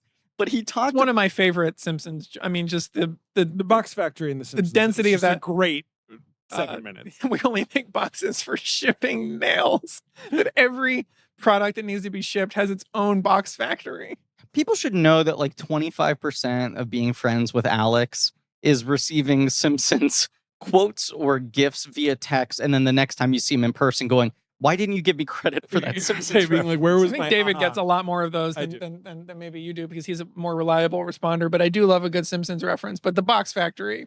Yes. Box factory is just great. So you're just online checking out some box companies. I don't know why I'm on this fucking website. The final button of the guy of, what is it? The Simpsons, like the line of like, well, you could end up being like a schmo working in a box factory, and he's in the other building. He's like, I heard that. It kills me. What were you? I don't remember why, but this clip, right? The guy is talking about, and I was just like, oh, is the documentary literally this? And it's like, no, it's mostly about the contents of the boxes. Sure. But there is this section where they talk about the boxes themselves. Right, and this guy is like, Stanley came to us with very specific demands. We made him hundreds of boxes before he agreed. David, yes. Truly. And he's just like, Stanley came to us with a 40-page document. And the whole thing was just like, he had never found a box that truly satisfied him. And he was like, we went back through so many iterations I sympathize. Yeah, and he was just like, look, either the lid is too tight, and when I tug it, it doesn't come off, the whole box gets lifted, hurts his fingers. Or it's too loose and it falls off like this. And the guy's talking about just the back and forth to get the exact right snug fit on the lid. And then he goes like, Mont's debating the micron of card. He uses the term micron of card to get the right thickness. These are very technical box terms. Right. Now, like, but these are stuff like this in the presence of this movie I haven't seen. Like, this has done more damage to his reputation than it has than anything else. Right. I agree. Hurt. Now, this is my point. Yeah. This is the point I'm trying to make. The takeaway from that is just like, oh, insane, obsessive perfectionist needs to control the entire world around him, this and that, right? My current perspective on it is more of the like what you're saying. Kubrick driven crazy by people who don't think about, well, what happens if, right? If I get this box and then there's a leak in my roof, everything inside's going to be ruined. Right. Because your box is faulty. I think Kubrick is someone who like thought so thoroughly about everything. You guys should do a Patreon episode on the box. Get a box from this company and just kind of review it. Sounds pretty fun. Sit here, unpack the box. Micron of card it's an unboxing a box video. But I feel like that's 2 minutes, and then it's sort of like, well, it's a challenge. Wait, okay, so bonus episodes. Well, we Color can Me do it again, but Color slower. Me Kubrick, second AI, hyper AI. Right. Stanley Kubrick's boxes, the documentary. The box and unboxing. Yeah. What if we put a DVD of Richard Kelly's The Box into a box? The boxing the box. Exactly. When you finally run out of talking the walk, you can do boxing the box. Not when we run out. We're creating a new franchise, the first annual boxing the box. What if we watch AI backwards and call it IA? Well, now we have 7 Patreon bonuses for Kubrick. The man would approve. Let me give you some dossier unless you have. I'm ready to talk about the actual movie of A Clockwork Orange. Everything else will come up organically. The only other things I feel like I should mention from the dossier that are sort of like pre-movie is like Napoleon is the thing he thinks about for a while post 2001. Like that. This is so soon after 2001 though. This is 3 years. 3 years isn't that soon. It's pretty fast by the measure of. I mean, but this was a big Napoleon disruption. Right. I think he was working also, plotting Napoleon pre-2001. Like, it's a long-running project for him. Spanned a long time. And he's fascinated by Napoleon. It just feels so exciting to be like, you just made 2001. The most grand, opulent, visionary film that imagines an entire civilization. And a fucking blockbuster. And it was a hit. Yes, right. and it made money and people loved it and the counterculture embraced it. What do you want to do? I guess I should just make this punk movie about a guy who beats people up and listens to Beethoven and all. It'll be done in 2 years. And people are like, that sounds fine. What will it be rated? X. Right. Will people hate it? Actually, it'll be nominated for Best Picture. I regret. It's like, okay, I guess to go knock that one out after 2001. Wild that A Clockwork Orange was nominated for Best Picture in 2001 wasn't. Yeah. Like, it's a better film. Well, that's debatable. I mean, they're, like an 11 out of 10 and a 10 out of 10, but yeah, that's the wild statistic. I also think it's bizarre that McDowell wasn't nominated. I kind of don't know how you There's give just no this way movie... to appreciate a performance like this in 71. I guess that's true, but like, I don't know how you give this movie picture and director and not go like, well, obviously this guy at the center. Because people were just like, he's just some guy. The Kubrick thing. Yeah. I think it's just like, well, they discredit the actors. Yeah, he found some guy. If you haven't, a puppet. If you haven't seen you're not bringing any context to McDowell in is Hollywood. Also, I mean, it's a fairly loaded year. It's Hackman and French Connection. Good performance. Peter Finch and Sunday Bloody Sunday, which is actually a great performance. George C. Scott in the Hospital, which is a big George C. Scott performance. What if he was like, "Don't you even fucking nominate me? I'll kill you." Topol and Fiddler on the Roof fiddled the fuck out of that one. Yeah, and then Walter Matthau and Koch, which is not a movie I've seen. I like how you say this is a loaded year, and then offer 3 just non-existent movies and performances. Well, all right. The Hospital is not non-existent, and George C. Scott movie is non-existent. No, it isn't. And George C. Scott in that movie is like a 1 billion out of 10 Oscar performance. Who directed The Hospital? Don't look. Shaefsky wrote it. It's a Shaefsky movie. I'm not saying who wrote The Hospital. No, but that's the thing with Shaefsky movies. It's Shaefsky. No. Yes, it is. Shaefsky is an auteur. Who directed Network? Sidney Lumet. So you knew that one, but it's called Shaefsky's Network. But Sidney Lumet is like you don't know who directed The Hospital, do you? Arthur Hiller. That was gonna be my fucking guess. I wish I had the courage to say it out loud. This doesn't exist. That is if that movie played tomorrow at Walter Reed, there would be 6 people there. Well, wait, that's not a good measurement of anything. At this point, 50 years hence. No. Oscar voting 50 years ago should not be measured by what. I'm not saying it didn't exist. Twitter rascals show up to in 2022. I'm not saying it didn't exist at the time. I'm saying the cultural legacy of that. I'm saying the time. I'm saying now. You can't hold this up. If we redid the Oscars, they would be different. Gotta get McDowell in there. Walter Matthau and Koch to me is the soft one there, but it's Walter Matthau. Yeah, I also bet if I saw Koch, it would fucking rip. It's probably pretty good. It's probably among the top 5 best Walter Matthau performances, but this is the performance. Here's my point more on this, and then we can move on. Like Clockwork Orange, it's French Connection, Fiddler on the Roof, Last Picture Show, Nicholas and Alexandra is kind of the forgotten movie of those 5 Best Picture nominees, but those are 3, heavyweights. Then you look at the fucking 2001 year. That garbage. You want to hear about this? We probably already debated. So 2001. It's what? It's A Beautiful Mind, Fellowship of the Ring. No, listen to this. It's okay, and none of these are bad movies, in my opinion. But it's Oliver, Funny Girl, The Lion in Winter, Rachel, and Romeo and Juliet. Yeah, no, that's a shitty year. Yeah, it's like one of those things where you couldn't squeeze 2001 in here. Like, what the hell is going on? And then 3 years later, they're like Clockwork Orange, and people are like, "Is this movie too violent to exist?" And the Oscars are like, Best Picture. Give a picture Why not? Throw it in there. Yeah. Well, I'm just saying. It's just a stunning pivot. It and may then also be partly just 2001's legacy. Yeah, because they were like, well, fuck. You know. That's the other thing. I mean, you talk about like 2001 getting reclaimed by the counterculture and whatever. That movie just lasted. Just claimed immediately. That's what I'm saying. But it just the tail on it was so immediate and so long. Right. Yeah. Whereas this is just, and then it's like, well, you made the Best Picture nominated X-rated band film with all this. Right. What do you want to do? It's like, I guess I'll have to make a movie by candlelight. Yeah, I'm afraid I have no about choice. this tri-corner hat, motherfucker. But to and make I'll a only use 3-hour candle- movie about just like a foolish loser who scams his way into upper crust society and it'll all be lit by candles. And they're like, Best Picture. They're like, yeah, great, go for it. That sounds like a reasonable, rebound from this violent movie. Don't talk shit about Barry. That's my boy. Look, we're getting there, but Ben reacted very strongly to Barry. he turned to me like 10 minutes in and went, Very excited for this. "Those are my people on Yeah. screen." You mean Irish liars? Keep Barry's name out your mouth, David. Don't you dare. He's an Irish liar. I love the guy. So is Ben. Sometimes And we people love have that to guy. get by. I know. All right? It's not easy out there. Meanwhile, Ben Judgment-free zone. should mention that Ben only has one leg now for reasons unknown. Peg leg Ben. That's a new nickname.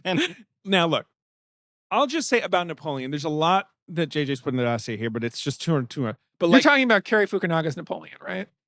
A movie that will definitely be. yeah, that one's definitely. I'm sorry, Griffin, a miniseries. Anytime Kubrick talks about it in interviews, you're like, well, of course this never happened. Because he's like, so I've read 700 books. We're hoping to stage some of the battles like in the actual locations. And I'm just like, even you at the top of post 2001 with MGM being like, we'll write the check.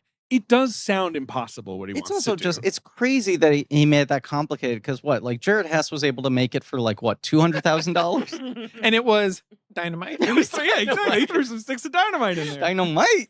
You know, like, listen to this quote. We intend to use a maximum of 40,000 infantry and 10,000 cavalry for the big battles. So we're going to need to find a country that's going to hire out its own armed forces.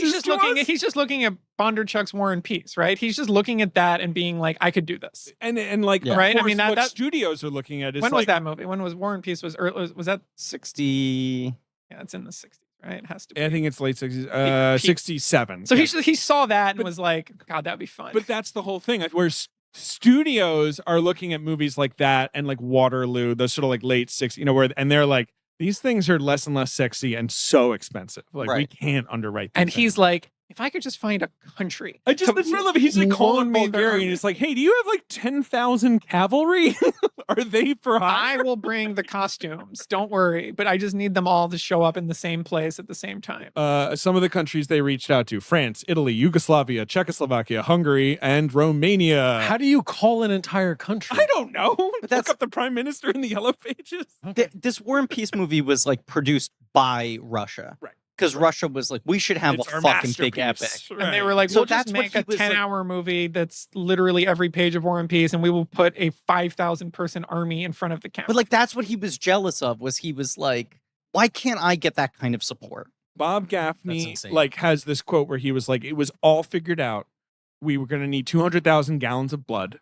Like things like that had been itemized. Like for us to stage all these battles, we're going to need this many horses, this many, like so. And then just there's a certain point at which MGM is like, we're not fucking doing this. Jack Nicholson was going to play Napoleon, obviously. Of course. I mean, that's the funniest thing about He's like, all that ridiculous play. He's like, who do you want for Napoleon? I don't know. Jack's pretty good, right? He's kind of like short and angry. Yeah, right, exactly. He's got kind of that energy. Jack Nicholson does not scream France to me. Like his face does not. Hold on, let me get this hand out of my tummy pocket. Hey, Josephine. What say you and I skedaddle? God, this Waterloo thing, I'm never gonna get over it. And he even, as he starts work on Clockwork Orange, he even like said to Anthony Burgess, like, "Hey, do you want like to take a swing at Napoleon?" Like, like while he's working on this movie. Yeah. So like he can't fucking stop talking about Napoleon the whole No, time. and then Burgess's next book's about Napoleon. Yes, it's called Napoleon Symphony, a novel in 4 movements. Yeah. I like that there's these books like Terry Southern's Blue Movie where people are like, I worked with Kubrick. I should just write a book about what it was like to work with that guy, and it'll be a novel. Are you guys doing a Blue Movie episode? Yeah, we're adding that as another bonus. Can I give a second on context? Could be On a that? Wednesday No one bonus. responded like they knew what I was talking about. Go on. Terry Southern wrote Doctor Strangelove. Yes. Mhm. And he worked on Lolita, and he worked on a bunch of whatever. It's not interesting in the book. I just read it. I just read it recently. It's not, but he basically had a conversation at one point with Kubrick that is a kernel of Eyes Wide Shut. Why can't they make an erotic film that looks like a film? Why do these films? Why can't we make pornography that is like produced in the way of? Obviously, Kubrick does that. 30 years later, in some ways, Terry Southern writes a novel about a filmmaker trying to make a movie that is a pornography film that is a film, and it's fine. Yeah. But it's another thing where someone's like, Kubrick said something to me. I think I've got a novel in what that guy was thinking about. I was reading that when Burgess adapted the Clockwork Orange as a play with music, there was a point where a Stanley Kubrick character came on singing in the rain. Sure. He had an actor dressed like Stanley Kubrick with an umbrella, like singing in the rain, and they beat the shit out of him on stage. Sounds fun. Like, it is funny that whenever he adapted someone's work, they sort of were like simultaneously enraged and obsessed with him in the wake. Have you guys read A Clockwork Orange by Anthony Burgess? I just reread it. School. I reread it just a few weeks ago. In fact, my copy's right here next to Ben, who requested to borrow it. Ben asked for someone to bring a copy. Ben, you're borrowing it. You're planning on reading it. No, I've read it before. You guys read it in high school. Yep. I read it in high school too. At the time. Yeah, it took me just a few days just now to reread. It's shockingly similar. My Penguin Classics had a glass of milk on the cover, and I thought that was so cool. Dude, we were just talking about this. There's so many fucking cover designs for this book. It's a cool book. I have this canvas bag. Sure. That's like the really famous 70s. Didn't even see that kind of like bright colors. The cartoon of Alex. I reread it for this. It's much like 2001, which is obviously kind of written concurrently as a book and a screenplay, but it is so similar to the movie. To the point that as much as I know this movie backwards and forwards, reading the book, it was just like, just reading the script or just listening to the movie with my eyes closed. It is so similar. The dialogue it's just unbelievable how little he changed, which makes, and again, this is an important thing about Kubrick also, which I guess kind of now in the miniseries is a great time to, talk about it briefly, but like he's such an adapter. Right, Mm-hmm. nothing he did was an original. No, he would be. Maybe Killer's Kiss, some book or some usually maybe book, the first. right? Yeah. I forget if Killer's Kiss has any source material, but from The Killing On. Yes. Yeah, he's an adapter, and therefore the sort of the grand, most original visionary filmmaker of the second half of the 20th century. All of his ideas, he finds ideas, and then he creates this visual version of them, which makes the things he changes really interesting. Right, because that's where you really see like. So he added the snake. That's interesting. There's no snake in the book. What's up with that? And the things he changed just they really stand out when you know the movie well and you reread the book or read it because it's like, so that's the thing. He felt the need to, so that scene he didn't feel was necessary. Because there's only like 2 or 3 scenes in the book that aren't in the movie. Right. The book is really, really similar. Including the final chapter? Well, the final chapter we'll get there. Its own thing. Yeah, we'll have to get there when we chronologically. We can get there now. We can't get there now. We can't We're not get at the end of there the now. movie. I refuse. So Anthony Burgess wrote that book. There's a lot of sort of legends of Anthony Burgess, like was supposedly told he was dying and wrote like 5 books in a year. And he says he wrote that book practically in a weekend or whatever. Who told him he was dying? A doctor. But this is, JJ makes it clear it's kind of alleged. It's disputed by some biographers. Okay. And they say like, he kind of had he would tell tall tales and it's hard to tell if this is true. Blah, blah, blah, blah. He writes the book. But, the Rolling Stones were the original people who wanted to make this book, right? Mick Jagger wanted to play Alex. Or droogs themselves. Exactly. Maybe 5 at the time. Ken Russell, who's very logical at the time, was planning on making this into... So it's a known cinematic quantity, right? When Kubrick's getting... It's not like some of these things, I feel like. They were like, if we can't get Lord of the Rings, we'll do this. Or was that the Beatles that wanted to make Lord of the Rings? Beatles wanted to make Lord of the Rings. I feel like there's some other thing the Rolling Stones wanted to... But the Rolling Stones were always like, let's make this amazing. There was some other fantasy thing, whatever. Maybe I'm just conflating it, but... Yeah, who knows? But I mean, I think Rod Stewart was going to make Aragon, right? As Faces were going to... Go on, finish that thought. Yeah, what other 70s rockers and Aragon? Yeah, who was going... Yeah, the Birds were going to make Water Horse Legend of the Deep. As you say, Kubrick reads the book. All right. Kubrick reads the book. That was my kind of joke. Throw some points. Yeah, flip you some points. Kubrick reads the book and is like, I didn't have to do much. Like he did very little. He did very little. Yeah. And then, of course, the book has it's in Britain that the book has a 21st chapter. Yes. That is a happy ending. The book has 3 sections of 7 chapters apiece. Right. If you read it at the time, it would have been 2 at 7 and then 1 at 6. Right.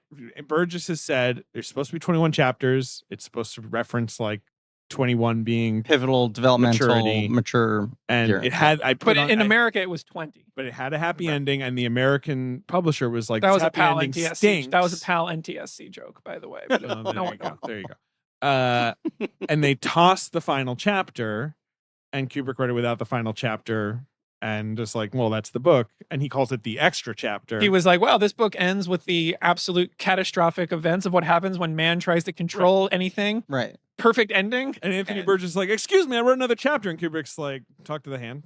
Kubrick was essentially like... He actually invented the phrase, talk to the hand. And Anthony Burgess is like, huh? And he was like, because the face ain't listening. Yeah. He was like, if I had read this before I expect a flurry of Kubrick memes of talk to the hand because the face ain't listening as subtitled dialogue. Jack and the bartender in The Shining. The monkey is the beginning of 2001. Absolutely. Hal and David playing chess. Talk to the hand. Hal and Sims playing chess. And the extra chapter is fascinating. We'll talk about it at the end. But Kubrick was basically like, I didn't know this existed. And at the time they brought it to me, I was almost done adapting it. And I went, if I had known this had existed, I would have ignored it anyway. He's fascinated by the syntax of the book, right? This sort of invented language that's in it. He's fascinated by the language. He says there's been very little experimentation with the form of film stories, except in avant-garde cinema, where unfortunately there's too little technique and expertise present to show very much. That's the avant-garde cinema found dead in a ditch. Staying practically pissed on by Stanley Kubrick. Jumping off the Empire State Building. Well, of course, you know, filming it probably. You mentioned Warhol, but of course, there's the unwatchable Warhol version of this book. I've never seen it. It's on vinyl. Is that what it's called? Vinyl. Not to be confused. I didn't know that existed. Well, yeah, it's like I think it's lightly inspired. I think it's literally. When we talk about movies that don't exist. David Zaslav is really raising the stakes in terms of actually unexisting movies. He's coming for the hospital next. I think the Warhol vinyl, which I just saw as A Clockwork Orange nut, is just, I think it's literally 2 shots of, like 25 minutes in duration. I might be misremembering the syntax of it, but it's like all Warhol movies unwatchable. Uh-huh. And just, a kind of semiotic exercise. And like, what if a gang of people did violence? It's just that. Yeah. Basically. There might be some lifts more from the book, but it's I mean, you'll do it on Patreon, obviously. Yeah, that's another episode. Commentary on Warhol's vinyl.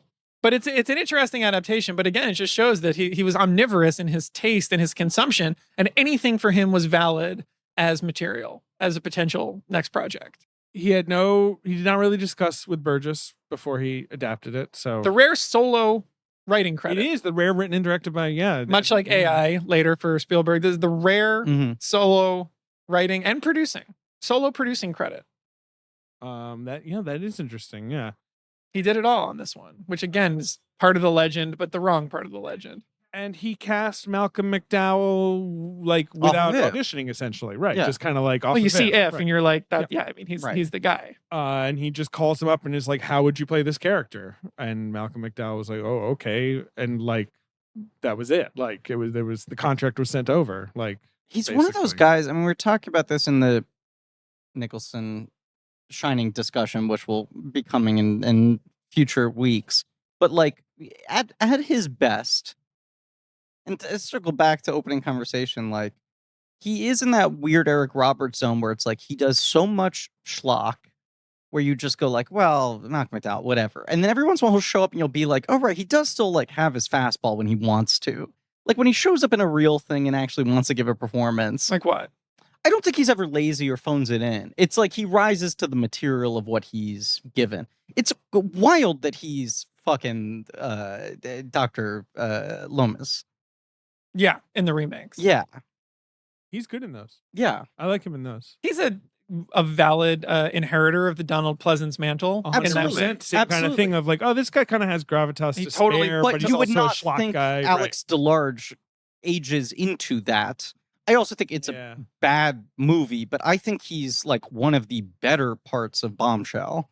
I think his Murdoch is like weirdly good. Okay. He's good in Bombshell. Sure. I mean, that movie eats that butt. movie sucks. Yeah. But like the weird thing is like him popping up in like In Good Company. He'd do stuff like that where it's like, and who's going to play the wacky boss? Kind of the Murdoch, you know.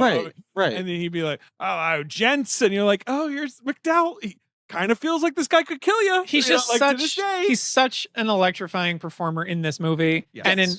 And in A Lucky Man, of course. But like, he's one of those guys who can go very big without really feeling like he's overacting. I mean, this is the thing we were talking about with Nicholson, but it's just like they seem to just have such energy and vitality that it doesn't feel like they're reaching out of their temperament or like pushing for something. Not at all. And that's why when people say, oh, if he could have not had actors and had robots, he would have been happy. It's like, look at who he wants. He wants these people that are like electrifyingly alive as performers, that like vibrate as in front of the camera. And he just loves that because he can control everything, but he knows he can't do that. He can't, and he doesn't want to. He wants to let these people do the work perhaps many, many times, but he wants to let these live wires just spark in front of the camera. And you look at this performance and what he plays off of with all these other people. And there's so much to say about the totally insane supporting cast of this movie and these wonderful British actors. But he's just bouncing off of these people, which is, again, that's the text of the movie. It's this guy, this character, up against these older establishment fuddy-duddy types. It's him and Mr. Deltoid, and it's him and the prison governor, and it's just these stiff upper lip Brits, and then there's just this agent of chaos smashing against them. And to Kubrick, that's like, what's better than just watching chaos smash against order? This is it. This is what it's about. This is what my entire life is about exploring. Kubrick also says he thinks the audience identifies with Alex on some unconscious level, right? We perhaps have the same. I have a whole. There's a whole thing here. I want to just the sympathy of Alex question as it exists for 50 plus years now. He compares him to Richard III, the Shakespeare character, where he's like, this is this grand monster in the play, obviously, but like, we are somewhat sympathetic to him, partly because it's just the pathos and drama of this man. Well, also because Spacey played him so well. Oh, God. Oh, Jesus Christ. I really related to him as like a young man. I mean, an aggressive, angry young man. This is like the movie. And if you're he's pretty bad, if you're coloring within the bad guy, if you're coloring within the rules of society, like we're taught to, and you get to watch a character who forsakes all of that. Yeah. For me, it's like I can enjoy that sense of rebellion through the movie. Mm-hmm. I don't have to go out with my droogs and get my weapons. I can just watch this and be like, chaos is very appealing. I've gotten my fill of it on the couch. Right. The argument for so many a thing, like a video game or whatever. Right. Of like, but like to Ben's point, like, you're channeling something. I sort of feel like, and this is something I think is more or less under discussed for this movie. Like, to me, as we're flipping a page. Yeah, well, we're into the movie pages now. The document's moving. It's moving. We're over half. We're in the back half of the document, but still the first half of the show. Yeah. Okay. Well, that's not true.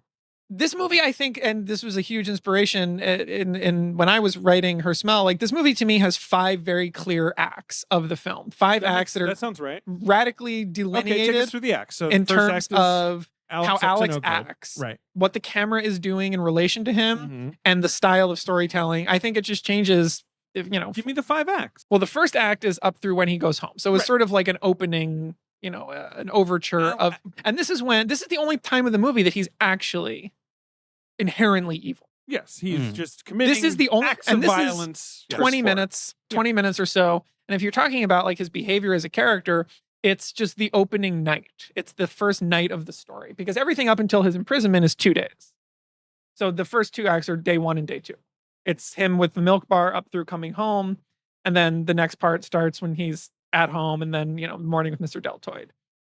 So by that point, the camera has settled, and his home life, even though his parents are out, is so static and so normal that the chaos and the anarchy that we've been watching for the first act at this point is just, you see the dichotomy here. He doesn't live in a gutter. He has a bedroom with a made bed, with belongings and stuff that he keeps. That he's materialistic in a way that a real anarchist or punk would not be. And that is this wonderful contradiction that Kubrick clearly is fascinated by. Well, yeah, and like one of the weirdest parts is when he silences the other droog from making fun of the classical music. And you're like, dude, you were, you can't walk in here being all high and mighty about how to behave with these guys. He's like, be quiet. And you're like, well, you guys all have been beating up homeless people. Might want to think about getting a cane to hit Griffin with when certain bits. You've been pushing me for weeks to come in. Fine, you can hit heavy. Me. You can hit me. You're telling him the thing is, I'm not always here. If David wants to crack the cane when something is not to his liking in the way of interrupting Ode to Joy, right? I'm just saying Alex shows that it can be done. Sure. But that's like, okay, so again, let's talk about the movie. The movie hasn't even begun yet, and the music is just already wailing. So, and it's already a 10 out of 10. The electronic score, it's just undeniable. It's incredible that this is how he starts this movie. It's Wendy Carlos, right? Again, yes, yeah. Who I was like, well, not again. What a prolific, one of the most prolific and important composers. And I looked up the Wendy Carlos discography, and it's like Clockwork Orange, Tron, The Shining, and that's it. Right. And I was like, oh, okay. So I only consider it's just like she knocks it out of the park 3 times in a row. Impactful. I was like, wow, really an early electronic music composing pioneer. And then I was like, there must be so many movies I'm not even. Right, you're like, I forgot she scored Best Defense. Yeah, but it's like, no, it's just 3. Right, it's not like, oh yeah, there's 45 Tangerine Dream scores I've never heard. Right, but they're still the best whoever did it. It's like, no, there's really just the 3 movies, and each one is like indelibly iconic. Even though some, Shining has very little music, but just before it even begins, the first shot. I mean, what an iconic! It's just you're already in masterpiece territory here. Like just the positioning of his hat, like, and how it's like lining up with like his eye. Again, it's just old and new. It's this future past, this like liminal space in between times where they're dressed in a very dystopian, bizarre way, but with these kind of hats that by the 70s were not in fashion, even ironically. And the way he's talking is not in fashion in any way. Like he has this like very old fashioned way of talking. And vaguely invented way of talking. There's a good quote. Do you have the quote on the zoom shot? I feel like a lot of what JJ pulled maybe from the same one. No, hit me. Go on. Again, Kubrick, everything's a perfectionist. He, can't leave anything to chance. Well, this is nonsense. Here's the interviewer saying, how do you prepare this opening zoom shot? There was no special preparation. I find that, with very few exceptions, it's important to save your cinematic ideas until you have rehearsed the scene in the actual place you're going to film it. No matter how carefully you have pre-planned a scene, when you actually come to the time of shooting and you have the actors on the set, having learned their lines, dressed in the right clothes, you have the benefit of knowing what you have already got on film. There's usually some adjustment that has to be made to the scene in order to achieve the best result. And I just love that he's not like, I know what I want before I get there, and the execution is just about getting it. And I love that his answer is like, look, you show up, you look at the set, you look at the clothes. Sometimes you have to. It's this fundamental misunderstanding that I feel like we keep on going back to. And this is one of the 4 built sets. We should, as we'll call them out. The milk bar is one of 4. Well, and the fiberglass furniture of the naked women is such specific, like, and invented. Like, they didn't find those; they made those. But the doing 100 takes thing is so much more about finding the thing he couldn't think of that can only happen in the moment than it is about waiting for them to perfect the thing he has in his head. There's a lot of improvisation in the film. The singing in the rain thing is a Malcolm McDowell idea. Is that confirmable? Yes. Do you want me to redo the No, I know that this is a matter of public record via McDowell. Right. I didn't find an interview where Kubrick says that. No, because that would require interviews. But he has this long interview here at the time. That would require looking at the script because it comes back. The reason that I doubt this is 2 things. One, McDowell loves to tell tall tales. And I think over his 50 years of telling stories, he may have invented a few details. 2, this is one of the biggest changes of the book is that there's no singing in the rain in the book. So when Alex is identified by the writer, he's identified because, it's like Columbo shit. He's just like, I thought you didn't have a phone. And the guy's like, why would you think we don't have a phone? It's all stuff like that. So the fact that one of the biggest changes to the book hinges upon this song makes me feel like, how could that have been spontaneous in the filming? Because that is now the way that the fulcrum of the identification of Alex is handled in the end of the movie. It also could have been not spontaneous mid-take. That's what I wanted clarity on, and I couldn't find. Suggested by McDowell. McDowell says created mid-take. I mean, I can read you the quote. I believe that McDowell says that. I know. It's what I've got for you, which is basically that they had the script, but as you say, Griff, they would do the script and then they would be like, let's do other things, right? Try and find other things. He says, like, for example, the sequence in the writer's house, the script called for everything that we do, breaking the windows, like throwing the bottles. Did any pipes come through the windows, or what did they break them with? Yeah, how else could you break a window? Bottles. And during that sequence, Stanley says to him, "Can you dance?" And he said, "Of course." And so I began to sing a Singing in the Rain, and Stanley burst out laughing. It was the first time in a week that something had happened. He went to Bournemouth Studio, telephoned New York, and purchased the rights to the music immediately. So his telling is certainly... So this story is great. If true, this really shows that Kubrick is much more elastic than anybody has ever wanted to give him credit for. And here you go. To complete the quote, it's a great moment. I have to tell you that when we were filming the next scene in the shooting script, the retribution scene, it was Stanley's idea to have me hum the same tune while I'm in my bath. So they threw out what was written. That suggests that this was all, spontaneous. Because in the book, it's so much the book, it would be in the book. It would be when he's downstairs, having been brought in, that he's then revealing things he already knows about this house. So that would mean, if true, which I believe it could be, I couldn't realize, you have to only take McDowell's word for it unless you see like the shooting script.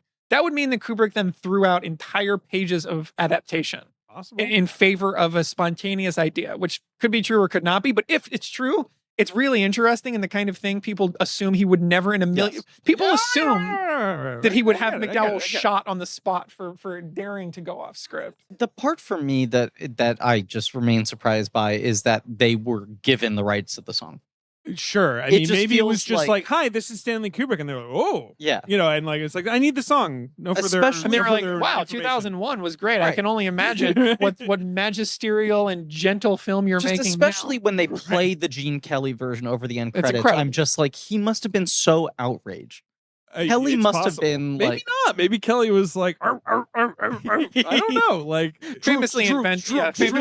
He famously invented that as much as Kubrick invented "Talk to the Hand." Right, Arsenio ripped him off. You remember in Invitation to the Dance where Gene Kelly does the Arsenio whoop silently and invents a new form of expression. And there's a lot of other McDowell quotes about how difficult things could be. The being dunked in the water, he got like pneumonia. He says he flipped out. I mean, his head is underwater for over 60 seconds. Seems horrible. And he said he flipped out at Kubrick at one point, because he's like freezing. Well, we'll get to the water. I have big thoughts on the water. I'm at the water now. No, well, we're in Act 1. We're not yet at the waterfront. We got to back up. We got to slow down and back up. I arrange my notes chronologically. That's great. McDowell's thing here that is interesting to me, and I do think McDowell is a bit of a mythologizer, so you do have to take that with a grain of salt. But is that he says, I did flip out at him in that moment, right? Like we had a confrontation over it. And then after that, Kubrick just kind of, walked away and things resumed. And he was like, he didn't like confrontation. So it would just kind of be forgotten. But he says like, it was never quite the same after that. Like that there was tension that was just not really spoken of. I mean, that's the funny thing is like, obviously he's a withdrawn introvert as a fellow. He's not a recluse. He's not a weirdo. He's not a germaphobe. No, but he's just shy. Yes, but what I love about him, and we'll start getting into this like as we move forward a little bit now, is this bizarre notion that he's humorless. That he's he's not humorless. No, not at all. But anyone who knows anything knows that. But this has become one of these myths that gets repeated. Fine, but I feel like we need to move on from the we're just dispelling the myths of Kubrick because we're getting too bogged down. 2 more pages of via the film Clockwork Orange and the various scenes within it. Okay, so tell me about some scenes in A Clockwork Orange. Let's talk about the milk bar. Ben's in the bathroom. Well, again, like there's really nothing to this opening act except for a repeated series of attacks and sexual assaults. Yes. Done in the name of fun. Right. And done basically with a smirk on your face that culminates with the Singing in the Rain scene. So then Act 2 begins. When he goes home and it's dawn and he's walking up the sort of housing flats and the concrete hellscape. Then he goes in and, the lobby is a wreck. Weirdly, the graffiti on that poster is written in the book. You think that's like this big production design conceit of really? Like Suck It and See and all the other things written on there. Most of those things are like, it's like, this in the book, it's described as like, this Greco-Roman image that's been, describe the boners with phalluses drawn on it. Yeah, it's like, it's all written in the book. But at that point, Alex is no longer a villain. He's just a teenager at this point. I can't go to school. I'm liable to miss more school. His corrections officer comes by. At this point, he's just a child with a bedroom. And this is now a totally different version of the character than who he has been in the beginning. Right. And I mean, obviously, McDowell arguably miscast simply just age-wise. I don't think he's miscast, to be clear. But Kubrick acknowledges we just had to get over that. Well, in the book he's 15. He's 15. Yes. And obviously, he's closer to 18 in the movie.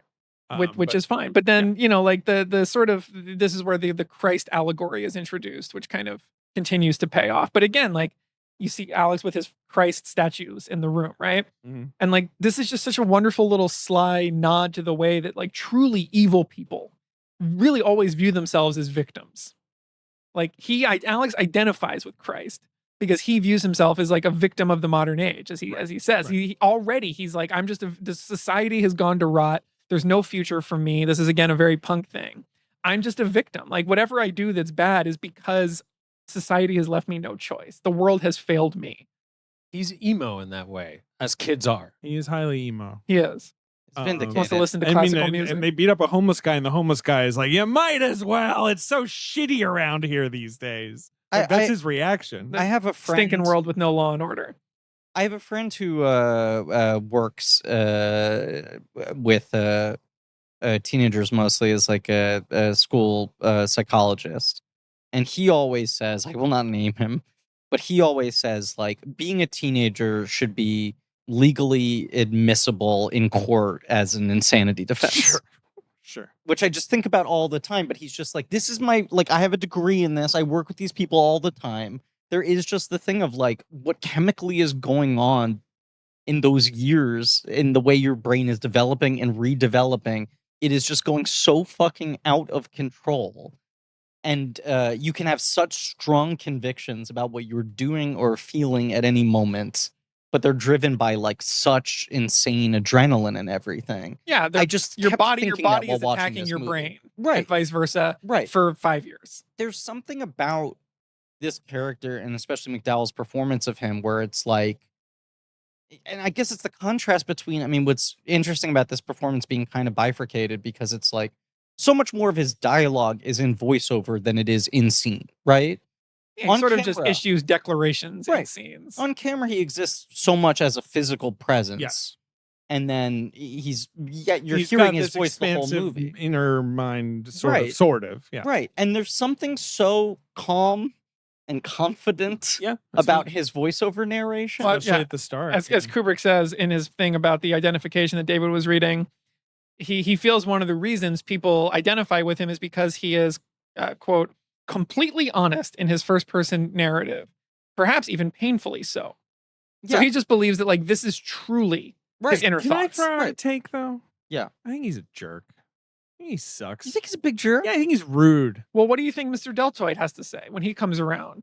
What do you mean? Well, Mr. Deltoid feels he's a jerk. Well, yeah, I guess I'm with Mr. Deltoid. So you're kind of a deltoid in this scenario. I'm sort of, if you got saying you're a big deltoid? If I got to pick between Alex and Deltoid. Deltoid nasty though. He drinking teeth juice. But that's the kind of. That's the I don't kind think of he meant to drink the teeth juice. That's the kind I don't of thing know. where It's up to debate. He seems a little gross. He seems into it, kind of. That's my read. He goes, yum, yum, give me more. That's just how could anybody be well, Kubrick was humorless. And it's he had the guy drink the teeth juice. I don't think Stanley Kubrick is. I don't think anyone here thinks that. No one here thinks he does. This is a knock on him. Enough. Let's stop litigating the jerks. Come on, let's talk about the movie. We are. Think about the static shot of Alex and Deltoid sitting on the bed. Mm-hmm. It's got to be 2.5 minutes. Yeah, and this comes after the handheld chaos of the Singing in the Rain. At this point, this storytelling approach and the visual language of how Alex is framed is so different. This sped up sex, the threesome. We're not there. Makes me laugh We're not too. there We'll get there in just a second. Okay. We can. I just want the record store just can't not be talked about. Sure. We have to talk about the pickup. That's a real location too. Yes, it's the basement of a drugstore. Yeah, that's down the thing. in Chelsea. That's another thing where I'm the aesthetic of this movie is indescribable. Yeah. Right. Doesn't he pull out the 2001 Well, soundtrack it's just right there in the front. Right, that's what it is. Right. I remember that. Yeah, that was one of those teenage film. You've never seen anything like it as a teen, and also again, it's oh, he's so serious, and it's just but he's kind of being guys, I made that movie. You're putting my own soundtrack. It's like Michael Bay referencing Armageddon in Transformers. It's exactly like that. This is even cooler than Armageddon. Mm-hmm. But that just that set, and again in the book, one of the big changes is that those girls in the book, he drugs them and kind of takes them home unwillingly. Whereas in the movie, it seems to be entirely pure charm, right? Pure charm. Yeah. And again, this is just completely exciting to like, you know. And but then it goes milk they're drinking has drugs in it, right? They are. I mean, the molecule plus. I just think that's not cool. You can't do drugs. Wait, what? What So about no drugs. What that about was like my dream, to go to a bar and just have choice of drugs. I'm now Drugged thinking milk? it's funny if my reaction to this movie is like, well, he's breaking the law. This guy should go to jail. You which can't drink drugs. really makes in you milk? a Mr. Deltoid? Milk should be only milk and no drugs. Yeah. Say Perhaps no to chocolate. drugs. Yeah. In the book, the detail about the milk is there's 3 different kinds. Right. You can pick I your. think he says that in the voiceover at the He does. beginning. Well, I think does he denote the different types? I don't know if he does. Velicet, and Are we thinking like it's like sort of an up, a down? Well, and so one's got mescaline, Sure.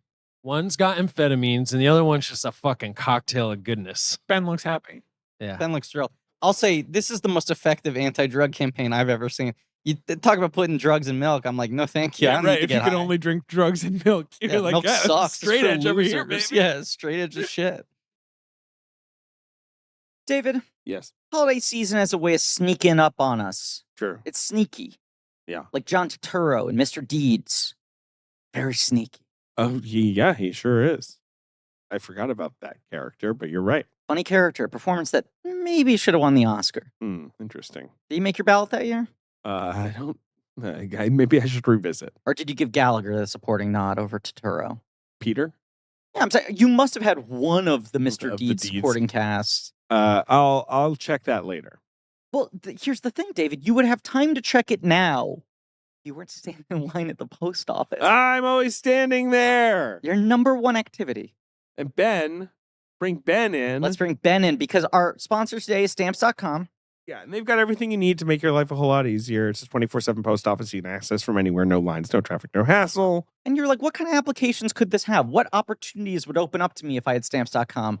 Why don't we hear a testimonial from the CEO and founder of Congratulations himself, Ben Hosley, who's currently using Stamps.com to mail and ship product. That's right, Griffin and David. I am a small business owner. Yep. You are? The owner of fashion and lifestyle brand Congratulations. Important. Lifestyle is really important.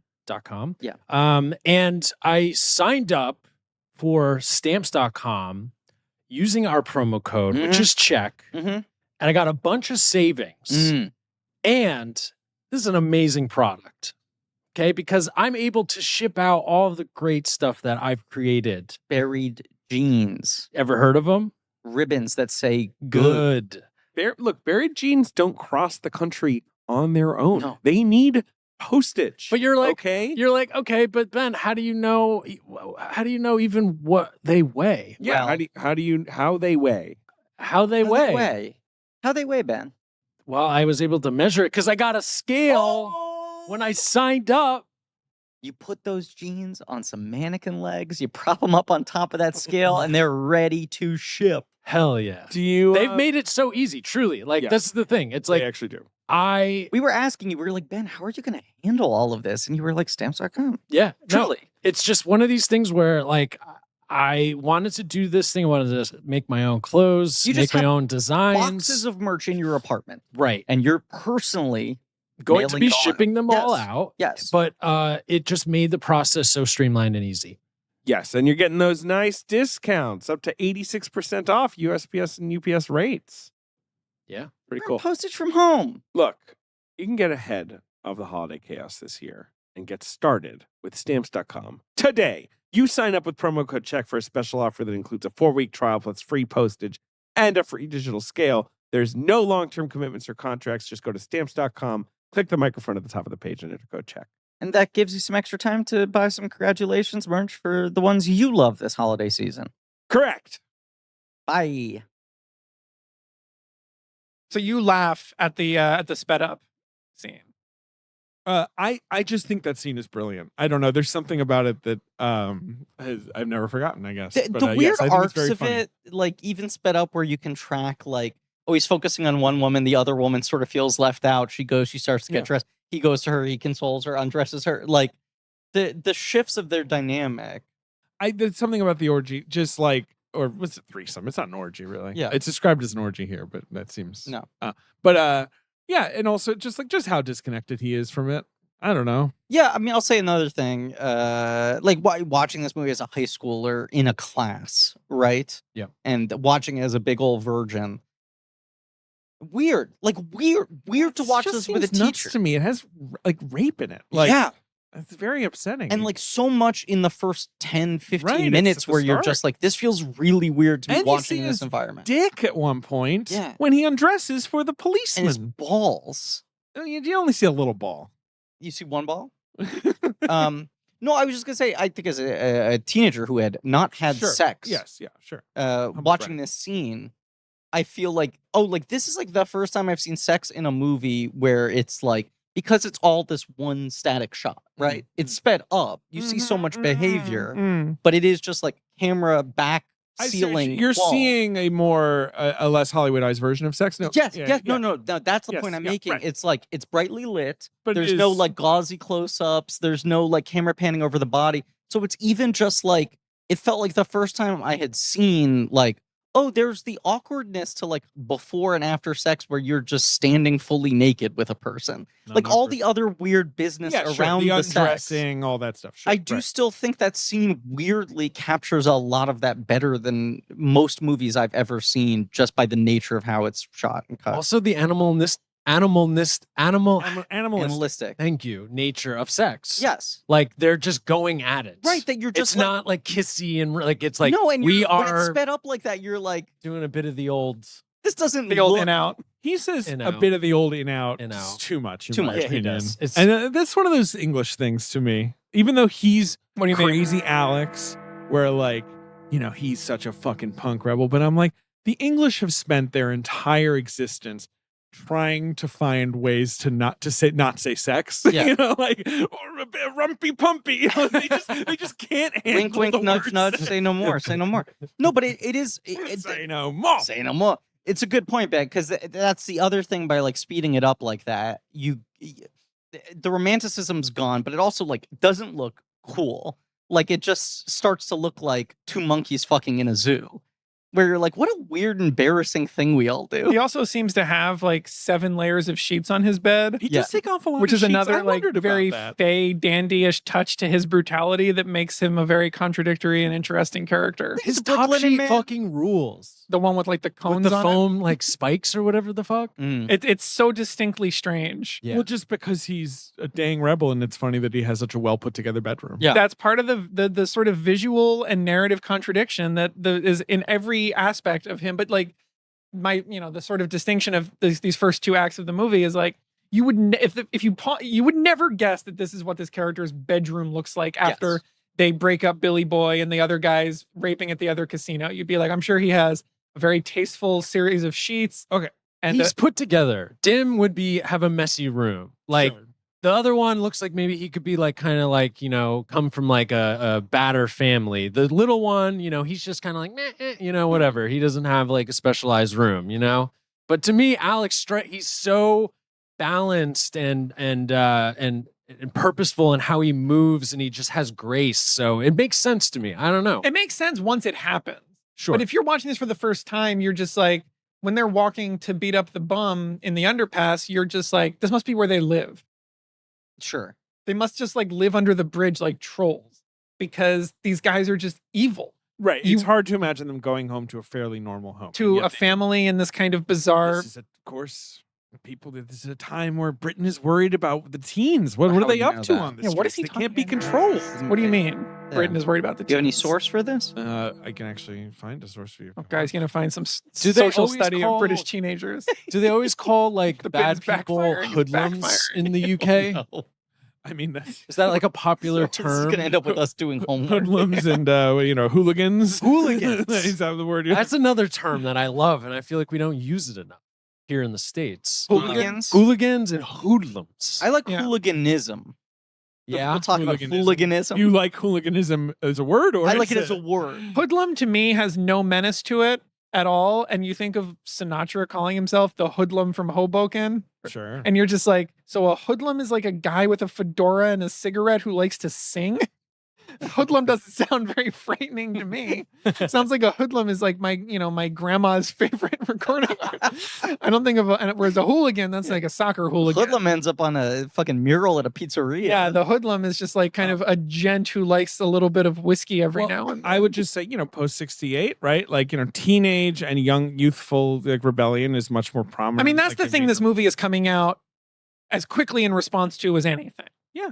Mm-hmm. Which is just, again, like this, it's just a fast turnaround of the post 68 youth movement as this huge sweeping Hollywood financed anarchist movie. Well, I think Alex is no good, and I don't think he should do any of the things that he does. Let me ask a question about Ludovico Technique. Well, that's right. Not quite yet. I feel like what's happening in the back half of the second act here is like they're getting one up on him. Obviously, this is when they're like, we got to do more than just beat up homeless guys. And they're trying to sort of push him out of what he wants, and that's when he pushes them into the river in the image you were showing. But also, like, at this point when they're going to the cat lady's house, it's been almost 40 minutes of straight music. Like the movie is just music. It's the classical, it's the score, it's one or the other at all times. And it's just so much sound in a way that it's kind of pre-setting up how bizarre the silence is going to feel when music is taken away from him. Which is just, again, the movie putting you inside his headspace by being like, for him, it's just always music. It's classical, it's whatever's on, it's Beethoven, it's this, it's that, it's fast, it's slow, but just for this guy, it's just always music, music, music. So with classical music, right, is this the first movie to make, like, for classical, like a love of classical music equals this person is actually really evil? Like a Hannibal Lecter kind of thing? Because it's become a trope now. I feel it's like anytime a character listens that's a classic World War II thing, too. Like, there's always, like, generals, right, who are, like, listening to Wagner or whatever, right? You know, I don't know. I wonder. Where's the satanic panic around classical music? It puts it in a youth mode, which is incongruous beyond. Obviously, this is nothing compared to Sleeping with the Enemy, the ultimate villain who listens to classical music before doing a bad thing. Does anyone? Yes, of course. Okay, Alex gets that terrible thing. He sleeps with the enemy. One of Anna's favorite movies. Absolutely bananas movie. Okay.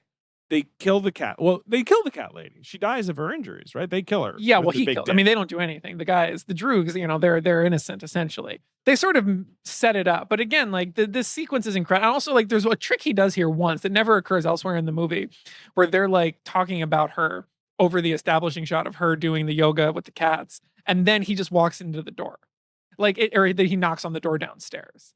When you see her, and you think what you're seeing is the droogs describing it, and then you would cut back to them at the booth, but instead it just condenses time only by a matter of a couple of hours. But it's a really clever editing trick. Is it weird that I find all of the opening two acts, as you would say, of this movie upsetting, but I don't find it scary? Is that weird or is that not weird? Like, I don't find his home invasion scary. I don't find him scary exactly.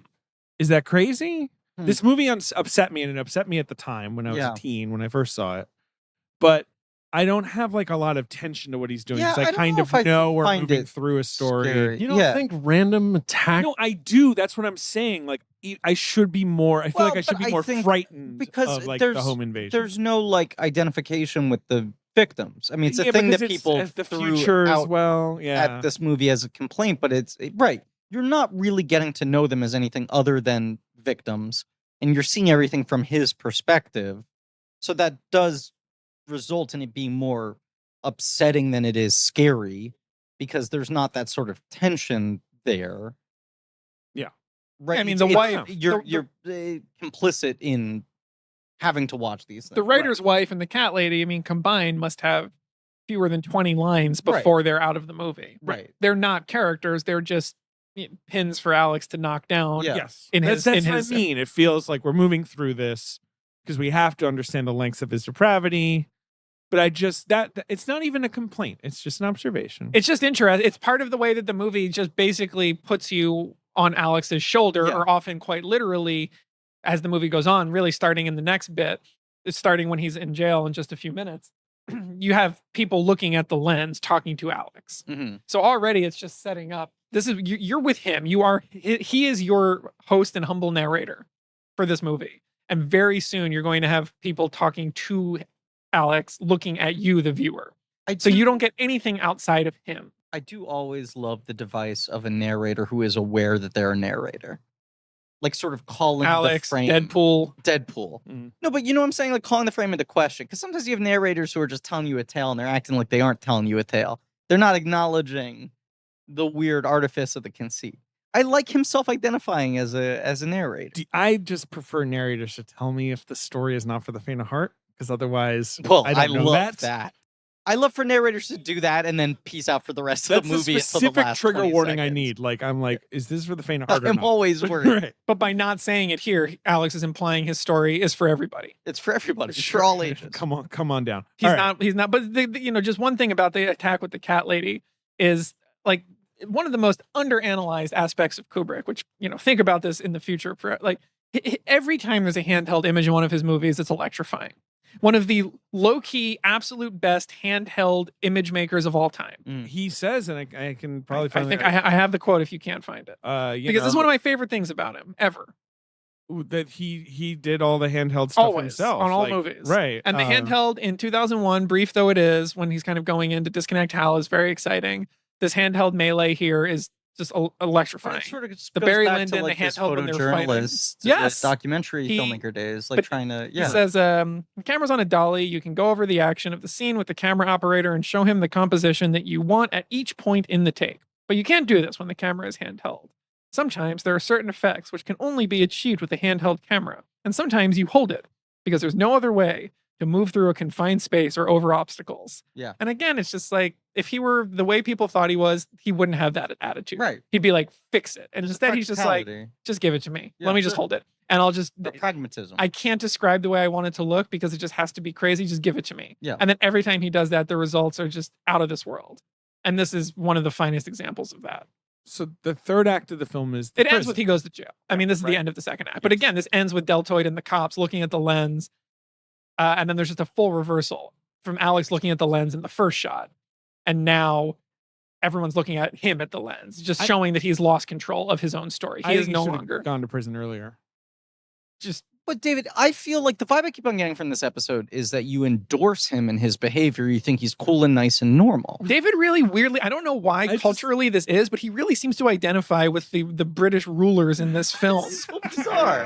I just also like the idea of like, it's because he has no perspective of what it would be like to be a teenager. Yeah, he does. He like, only the cops asking who attacked you, and the person being like, he was like, these four guys dressed in white with bowler hats, and the cops like, I don't know anyone who dresses them. They had like, where are the cops like, oh, I know the four guys you dressed in white with fucking bowler hats. In lieu of cufflinks, they had like sculptural eyeballs with like gouged viscera around them. We picked up a couple guys like that, but they didn't have suspenders. And you said that these guys had suspenders, so we let them go. They didn't have any weird crotch but like, guards. They had cups, but they were on their butts. They weren't in front. Do you know how the outfit came about?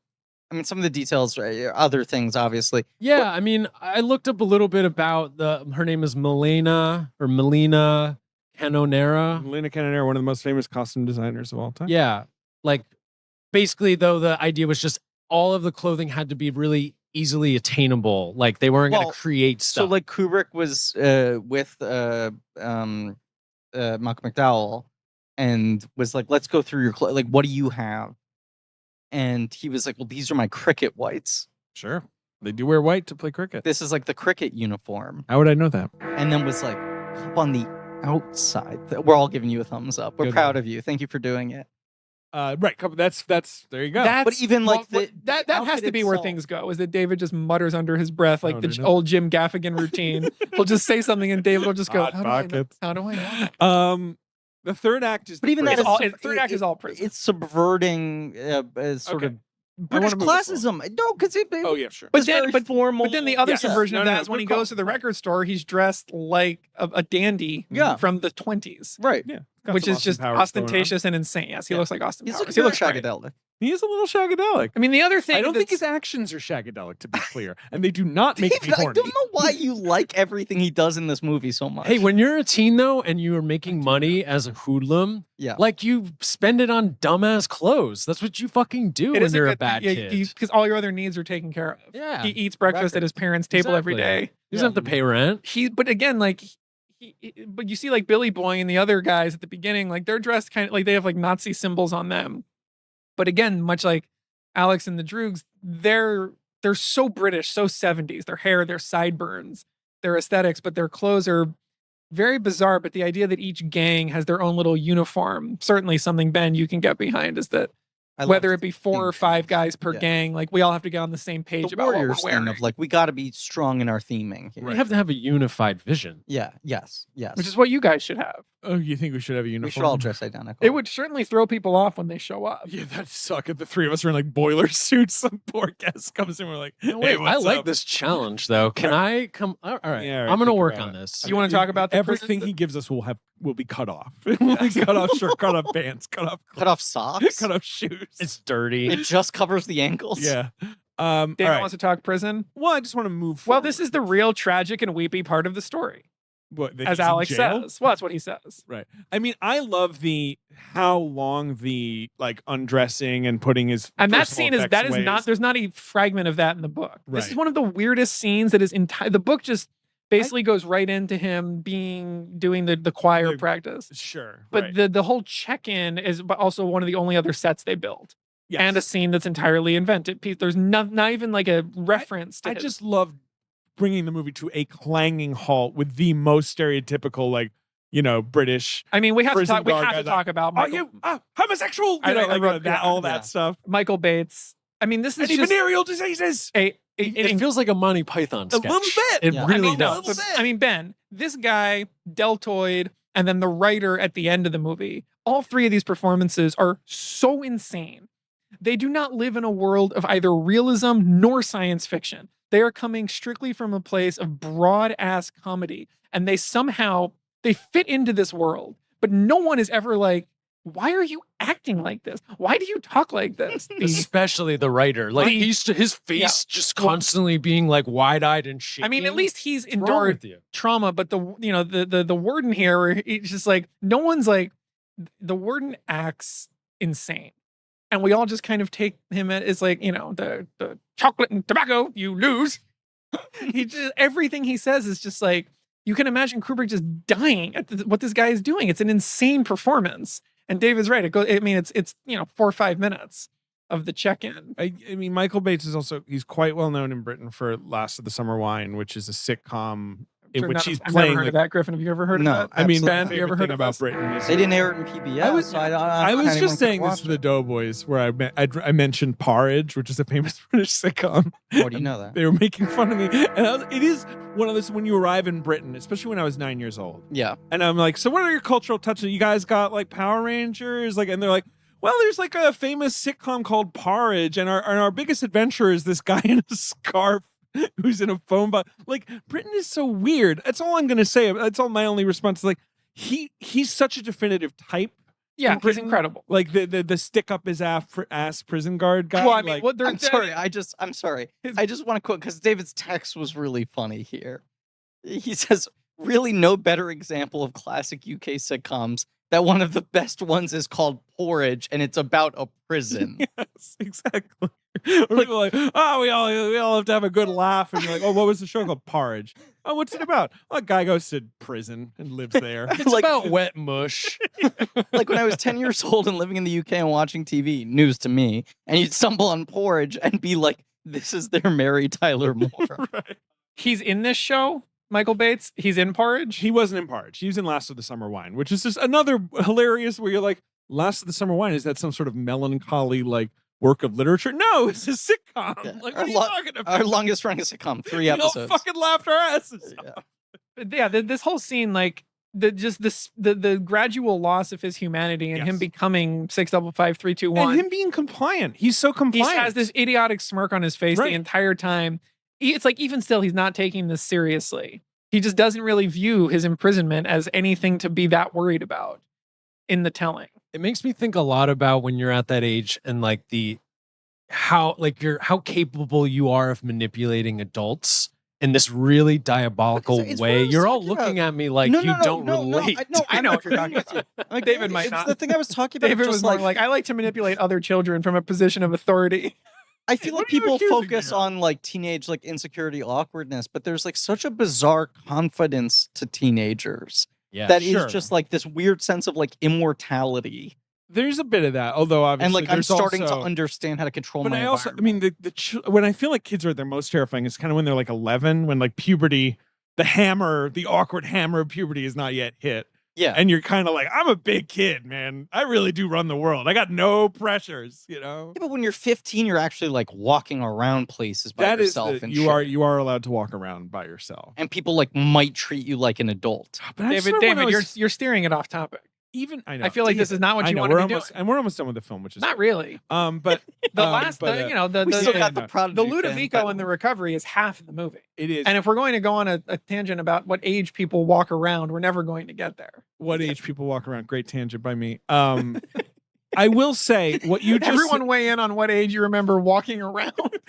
I was going to bring up and I don't know if you felt this way, but the mortal terror at 15 of like, oh no, I'm going to have to interact with a grown up. Yeah. To like buy my movie ticket or, get my McDonald's. The grown up being 20. Exactly. But like, you're still just sort of like, I better do this right. Like, yeah. But Alex, that's the thing. There's no one in this movie that's in between his age and basically his parents' generation. Right. It's all you a bunch never of stick up their see ass people Brits, that are in their Brits. 30s. It's either the teenagers or teenage adjacent and old people.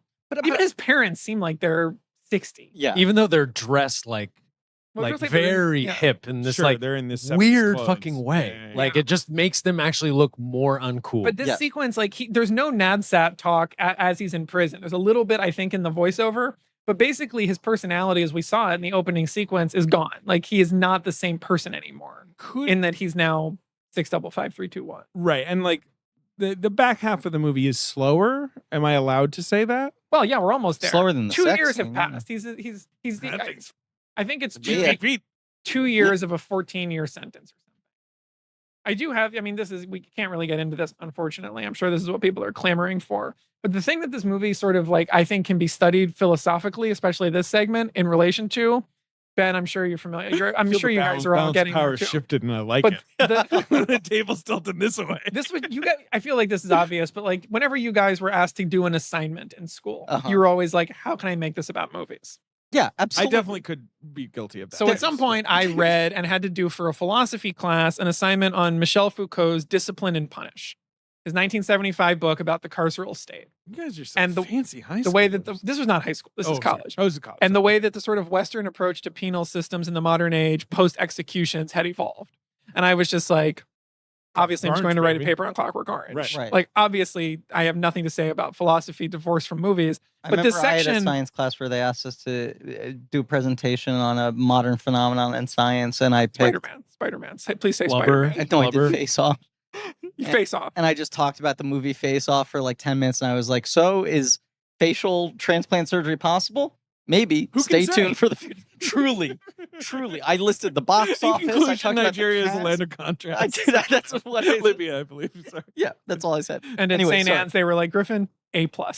No, they didn't give grades. That's how bad of a student I was. No, but they brought out the A+ for Griffin's face-off paper. No, it sounds like Griffin was taken aside and given a conversation. I was like the academic Alex DeLarge of my shitty, stupid school for dumb special kids. But just basically, like, again, this is only interesting in that, like, by the 70s, after this movie is made, there's like this conversation about what do we do now that we don't kill criminals? Right. Is reform possible? Right. Because we can't just have people locked up forever, which is exactly what the government comes and says in this movie that predates this Foucault book by like 4 or 5 years, which is like prisons are, and now this is still a thing. You want to lock up a criminal to get them off the streets. You're not going to kill them. You're not going to cure them. So what do we do with them? And Foucault engages. I just will also, and not to be Mr. Britain again, but death penalty had been recently abolished in the UK.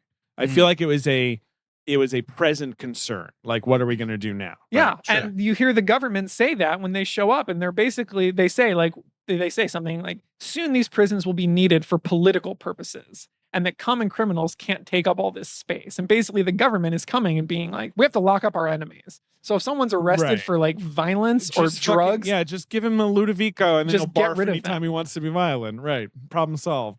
Problem solved, right? Problem solved. Yeah. But again, like when Alex talks to the chaplain, or the chaplain, however it's pronounced. Chaplain, sure. Chaplain or chaplain?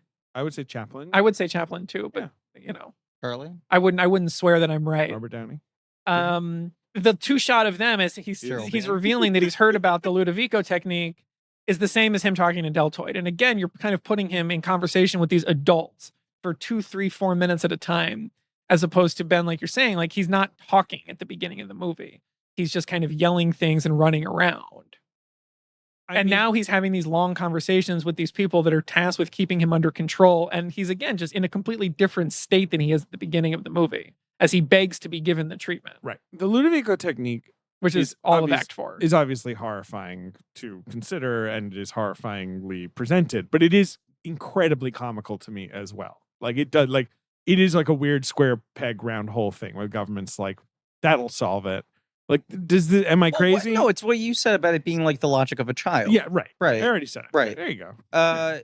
It's got Milgram experiment vibes. Definitely. Yes. Yeah, just big time. Don't do it.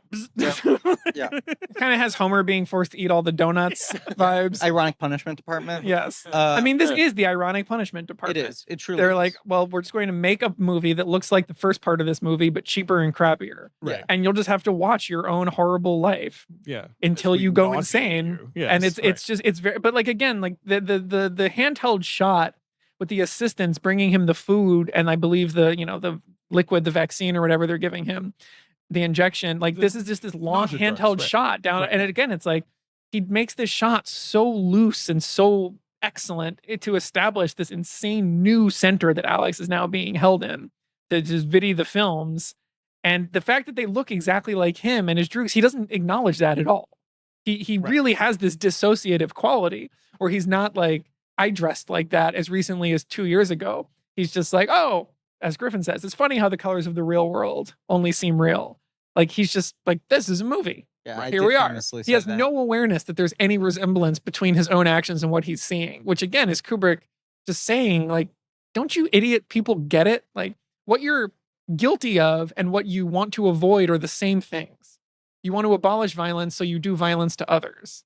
You want to, be sexually secure, so you get obsessed with sex. Like, he's just so frustrated with people's lack of finding the proper balance of their own humanity. On a very base level, eye stuff freaks me out more than anything. It certainly is uncomfortable. It's absolutely, in a movie filled with a lot of sequences of very upsetting imagery. Also, that it's basically real what you're watching. Yeah, that's really that's what really fucks me up. Yeah. This McDowell 40, 50 years later interview I was watching, he said that the guy who's next to him administering the eye drops is like a real eye doctor. Right. Makes sense. Kubrick's whole thing was like, I have this idea we can do it for real. And McDowell's like, well, I'm not fucking doing that.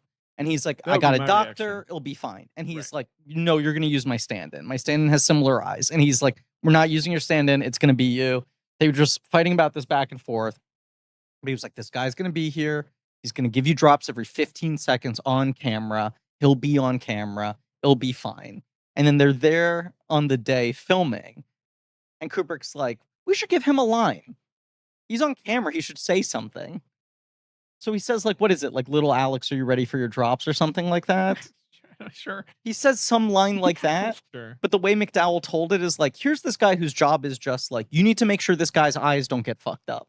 And then Kubrick said, like, we're going to throw you a line. That's fun. And then the guy was so obsessed with the line. God, right. He's like, don't worry, Mr. Kubrick, I won't get this wrong. And then he's fucking up the eye drops. Exactly. Yeah, right. So he was like, McDowell was doing the count in his head every 15 seconds and like hitting the guy. And the guy kept on leaning over to him going like, what's your character's name again? And he was like, don't think about what do you think my motivation in this scene is? Though? Yes. But you're giving me eye drops, you fucker. Like, A, it's always the hardest thing to do in a scene is only have one line. And B, if you have a non-professional person being told they have to act on top of doing the thing that they're used to doing on a regular basis, suddenly they become all consumed with the obsession of that. The other thing he said that just really haunted me is that like they're giving him like numbing agents, right? Throughout this whole sequence. And then it's like, it's shitty, scary, upsetting, whatever. But he's not feeling it. He goes home from set. He's driving the car and it like wears off. Right. And then he had scratched his cornea. He was in incredible pain. Yes. And he said he hit a speed bump on the road. And he described it as, it felt like a razor blade went straight down my body. And I like got to my home. I had to call my doctor and he had to like just inject me full of everything. That is upsetting. Yeah. Sounds like fun. Sounds like fun. Anyway, this is the portion of the movie where I have to like kind of like it's just incredible. All like the sort of look away wonky things on his head, like the design of everything on his head, and this sort of so-called technology that they're using to monitor. It's so silly looking. Yeah, we have to talk about the sort of post-treatment demonstration. Oh my god! Sure. Yes, it's absolutely. one of the. It's just an insane scene. It's just like a genuinely deranged scene with the comedian. Who are these performers? This is what I'm talking about. The world of this movie is a world of just such grotesque caricatures of human beings. But these all must have been like British comedy television guys, right? There's no way to know. If only we had some resource. I think the comedian's name is Michael Clive. Okay. The Clive is in his name somewhere, which of course it sounds very British. But the rhythms of them. But he comes in like he's Mo. He comes in and he's poking him in the nose and yanking his ears and bonking him, stepping on his toes, and then bows, and then they clap. He tells him that he stinks, and throughout the whole time that this guy is torturing him, it's like this fife march playing. It's like this very medieval. It's just nothing about this scene has any bearing on reality or logic, and yet the sort of agony of it sticks out his tongue and licks his boot while this bizarre looking man does this silly slapstick routine. It's just like, you can't even believe that there's people that have made it this far in the movie thinking like this movie glorifies violence and celebrates an anarchist violent main character. And it's like the main character has now watched the beginning of the movie. Right. And basically said to the audience, violence is a horrible thing and this makes me sick to have to watch. And the idea that you've gotten this far and you're like, I'm sure the filmmaker doesn't agree with that. It's like, really, the main character just basically turned to the camera and said, the content of this movie is violent and upsetting. Well, I hope you know that. You have like this audience of like fuddy-duddies laughing and applauding. Well, the reaction shots of Michael Bates here. How can anybody say Kubrick has no sense of humor when you're watching Michael Bates? Do you think people say that? I've heard it said, yes. When Michael Bates watches the naked woman walk out, the series of reaction shots of him watching her are just like all-time reaction shots. Yeah. And then the way he's clapping when she leaves. Yeah. He's just like he's never seen a naked woman before. This guy is giving an incredible silent performance. Like these people being like revolted by the idea of these violent youths and then just like cheerfully watching them subject this guy to violence as quote unquote proof that he's cured of violence. But it's like, yeah, but you're watching and enjoying him getting fucked with in the same way. There's nothing funnier than telling someone that they stink. It's just so solid. It's maybe the all-time greatest burn. Yeah, he does. He moves the hand, and Alex is like, "Oh, I took a shower just yesterday," and he's just like, "Oh, horrible stench." You. It's just incredible. Let's talk about the fifth act. A free man. Please. Yes, a free man. The longest act, or maybe the longest feeling. These both are like 40-ish minutes. Yeah. The whole Ludovico sequence. Every time I watch this movie, which I've seen several times, mostly as a teenager, I really associate it with being a teenager and like my friends being obsessed with it as well. I always forget how fucking long it is at the back end. Like, just I flies by, think flies right by. Of the treatment being so much closer to the end. Right. No, there's a full 40 minutes. Yeah, when he gets out. Yeah. But again, like at this point, a lot of these scenes are getting really long. Mm-hmm. The demonstration scene with the comedian's really long. So then, but one of the other big changes in the book is that here his parents are reading in the paper, cat lady killer freed. In the book, he just shows up and they're like, what on earth is happening? Like, there's what technique? How did you get out? Yeah, sure. Interesting change, I think. It's got his big parcel.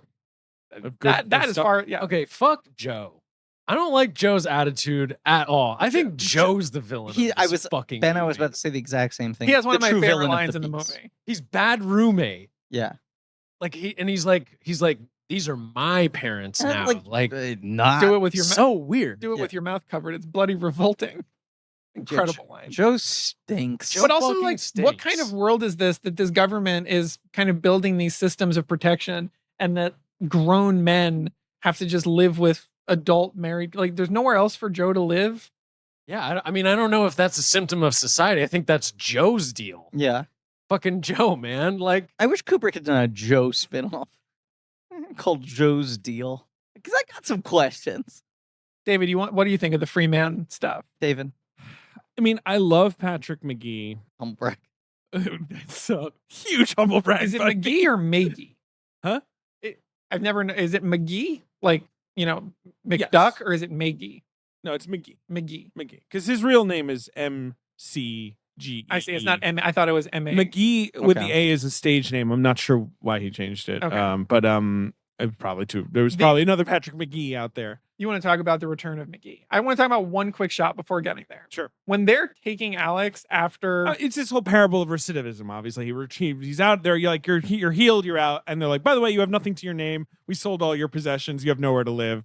So you'll figure it out, right? Yeah. I mean, right? But again, it's just this deeply cynical view of like it's his old droogs are cops now. The cynicism is just hitting so hard at this point. But this handheld shot where they're dragging him into the setting sun to beat him into the water tank, like just this shot goes on. It's got to be like 45 seconds of them just dragging him through the field. And there's just no set design. There's just nothing. It's just a field with the setting sun. And it's just so incredible. And I would love to know how many takes of that they did. Like this is not precise. You can't do 100 takes of something with a setting sun like that unless you do 3 a day for a month. I just want to make something clear. Stanley Kubrick is a humorless scold who made hermetic movies, and he did 100 takes every time, and it drove everyone crazy. David, I heard no one disagrees with David. David. I love everything Alex does in this movie. David, I love it. I heard it on the Killing episode. I don't need it repeated. It's almost like you're talking about someone who's not in the room, and I have no control over. Well, it's almost like you're talking about like you have any knowledge of British society, class, or culture. Stop making yourself to be this self-appointed expert. Have you ever seen the freaking The Birthday Party? No. Patrick McGee, incredible in that. And I watched that as a teenager, I think, because I had a real Pinter phase as a teenager. Oh, boy. What American boy has a Pinter phase? I grew up in the United Kingdom. What? Hello!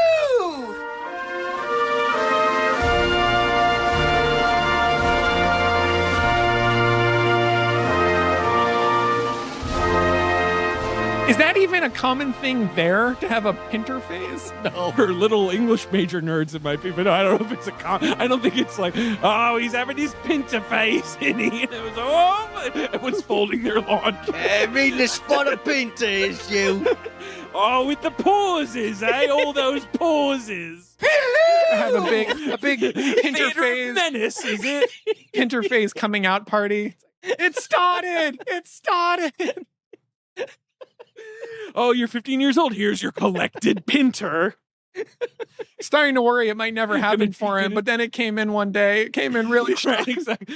Oh no, he was just on the Beckett always, and then finally I hear, oh, what is that? The caretaker. Anyway, I had a bit of a Pinter phase. I think he's incredible in that movie, Patrick McGee. He's got, you know who he reminds me of, and this is silly. Fucking what's his name from Breaking Bad? Mark Margolis? You know, the guy. Mark Margolis. The crazy old grandpa. Yeah. They both have this similar, I guess because they're just both wheelchair bound. Sure. The similar, like, brooding intensity. Yeah. You know what I thought about? I thought about Arrested Development. Shoot me! Shoot me, dragon! Shoot me, dragon!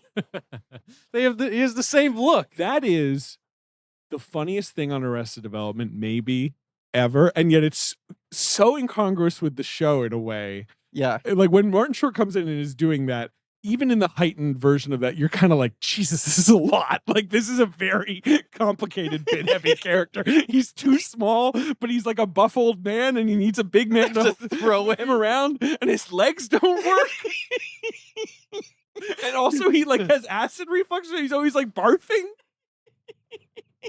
Swoop me, dragon! Swoop me, dragon. Sorry. The way that we get back into the writer's house is all the same shots from Act 1. It's a complete, I mean, not beat for beat, but like, you know, the doorbell and then kind of going over. Right, the tracking yeah, it's all, like identical. He's repeating a lot of, you know, the establishing shot of the home sign now in the rain. Like, it's just, he's using all these cues to be like, it's the same, but it's horrible now. The room is all different. The wife is gone. Who is there lifting weights? His helper. Dragon. But Dragon, yeah. but like the whole thing, but the character's called Alexander, right? The McGee, the writer, yeah. He's like F. Alexander or something, right? He's like this guy, perfect example of like government overreach, right? Like he's a figure of a figure of the fringe, you know, left if the government is conservative, and he's just like, this is, you know, we've gone too far. This is crazy. Yeah. We can't be rewiring people's brains. But he, much like the people in prison and the Ludovico people, they just look at him and they're like, finally, a means to my end. Right. Exactly. That's the thing. You, boy, can be a pawn in my goals. And the kid, the 18, 19-year-old kid at this point is just like, I have no free will. Yeah, whatever. You will use me. You'll give me a bath, like, I guess I'll be. But, like, that's the thing, like, it would be a little too easy for it to be like, he's just this compassionate guy who's, even though he was attacked, like, you know, he's like, no, come in, you poor kid. But like, there is that edge of like, no, I can use you to prove a point. Yeah. And but again, like by this, the way he's acting clear, here, he's still probably better than teen Alex DeLarge, though. David? Yeah. When it comes to hiring, you need to trust your gut. Okay. And I don't trust my gut in most areas because it tends to be my greatest nemesis. Yeah, you're mad at your gut. I describe my gut as the Joker to my Batman. It lives to cause chaos. Okay, so I can't trust your gut, but you do want to trust a gut when it comes to hiring. Yes, hiring help, okay? When you want to find top talent fast, you need Indeed. Oh, Indeed. It's the hiring platform. Indeed. Where you can attract, interview, and hire all in one place. You don't spend hours on multiple job sites looking for candidates with the right skills. You can do it all in Indeed. And they've got all these tools like Indeed Instant Match and assessments and virtual interviews. 80% of Indeed employers find quality candidates whose resume matches their job description the moment they sponsor a job. Something I love about Indeed is that it makes hiring all in one place so easy because, any of the candidates that you invite to apply through Instant Match are 3 times more likely to apply to your job than candidates who only see it in search, according to US Indeed data. Sure. And with Instant Match, as soon as you sponsor a post, you get a short list of quality candidates whose resumes on Indeed match your job description. You can invite them to apply right away. But here's a fact. Go ahead. I've been excited to share. Okay, you said you have a big fact. If you listen to this podcast, Indeed's been a loyal sponsor for a while. Yes. You know everything that's good about this product, their service, this company. Here's the thing I didn't know that I stumbled upon recently. On our Patreon feed, doing a little film called 2010, the year we made contact. That's true. That's coming up. Yeah. Directed by Peter Hyams. Peter Hyams. I knew that Peter Hyams had a son, John Hyams, who directed Universal Soldier, Regeneration, and Day of Reckoning, an action filmmaker I like a lot. He's a cult action director of big popularity. Great director. I've been waiting to make the leap to big budgets. But he's got a new movie that was at TIFF this year. It's called Sick. Can't wait to see it. He also has a second son. Okay. That son, Chris Hyams, CEO and founder of Indeed. Oh, my goodness. Right? We've now covered 2 Peter Hyams movies on this podcast without doing a miniseries, Running Scared and 2010. And under our nose this entire time, we've also been talking about his son's work. Well, maybe he's listening today. I hope so. And maybe he wants to find something out about his company, which is Indeed knows that when you're doing everything for your company, you can't afford to overspend on hiring. So visit Indeed.com/check to start hiring now. Just go to Indeed.com/check. Indeed.com/check. Terms and conditions apply. Cost per application pricing not available. For everyone need to hire, you need Indeed. And Hollywood should hire John Hyams to direct a Fast and Furious movie. That's my recommendation. That actually might be cool. Thank you. By this point, like the way that he's acting now is like, when he's like, the food, like it's just another person that Alex is just like, he should say like, and this is one of Anna's like the things that drive her the craziest and make her the most uncomfortable in David Lynch things is some future guest. When someone is acting insane. Owner of the Riddler cape. Yes, still owner of the Riddler cape, as I told you both recently mentioned. Riddler cape, alive and well. Yes. It just drives her so crazy in a fun, reactionary way of like, how come no one is pointing out that this person is acting the way that they're acting? Oh, you mean just the classic movie thing of like everyone's just sort of looking to the left and so they don't. Yeah, I mean, for her it was Dougie Jones and all of Twin Peaks: The Return, where it's just as 12, 13 episodes of this, she just kept going, how come no one is turning to him and going, what is wrong with you? Well, it's and the way all these got a great ass thing where it's like the kind of performance that comes out of 100 takes where someone's losing their mind. They're like, I don't know, what the fuck do you want me to do? And they do something insane. But the writer here is getting to play. Give me all you got.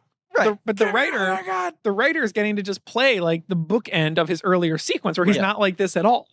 And it's really bizarre and exciting. And again, like the spaghetti scene is so long.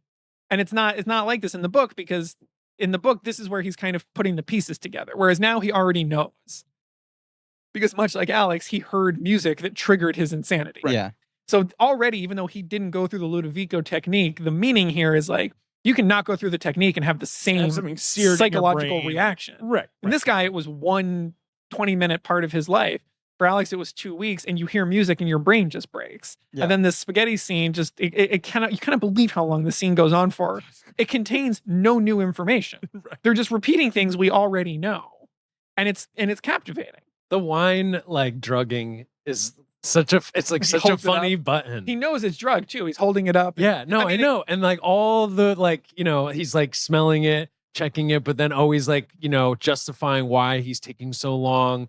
And then he takes 2 big gulps and then starts relaying like sort of his story. Have another glass. But then it's just like when it hits, he smacks into the fucking spaghetti. It's a sketch. It's a Simpsons joke. It's just unbelievable. Totally. And like if you had a comedian who said Kubrick is humorless and they had ever seen this movie where he's like, I just have the feeling that any second something terrible might happen to me, you'd be like, oh, they must have missed this movie because that's just perfect comic timing. And it's a great McDowell timing too. A lot of Simpsons refs in this app.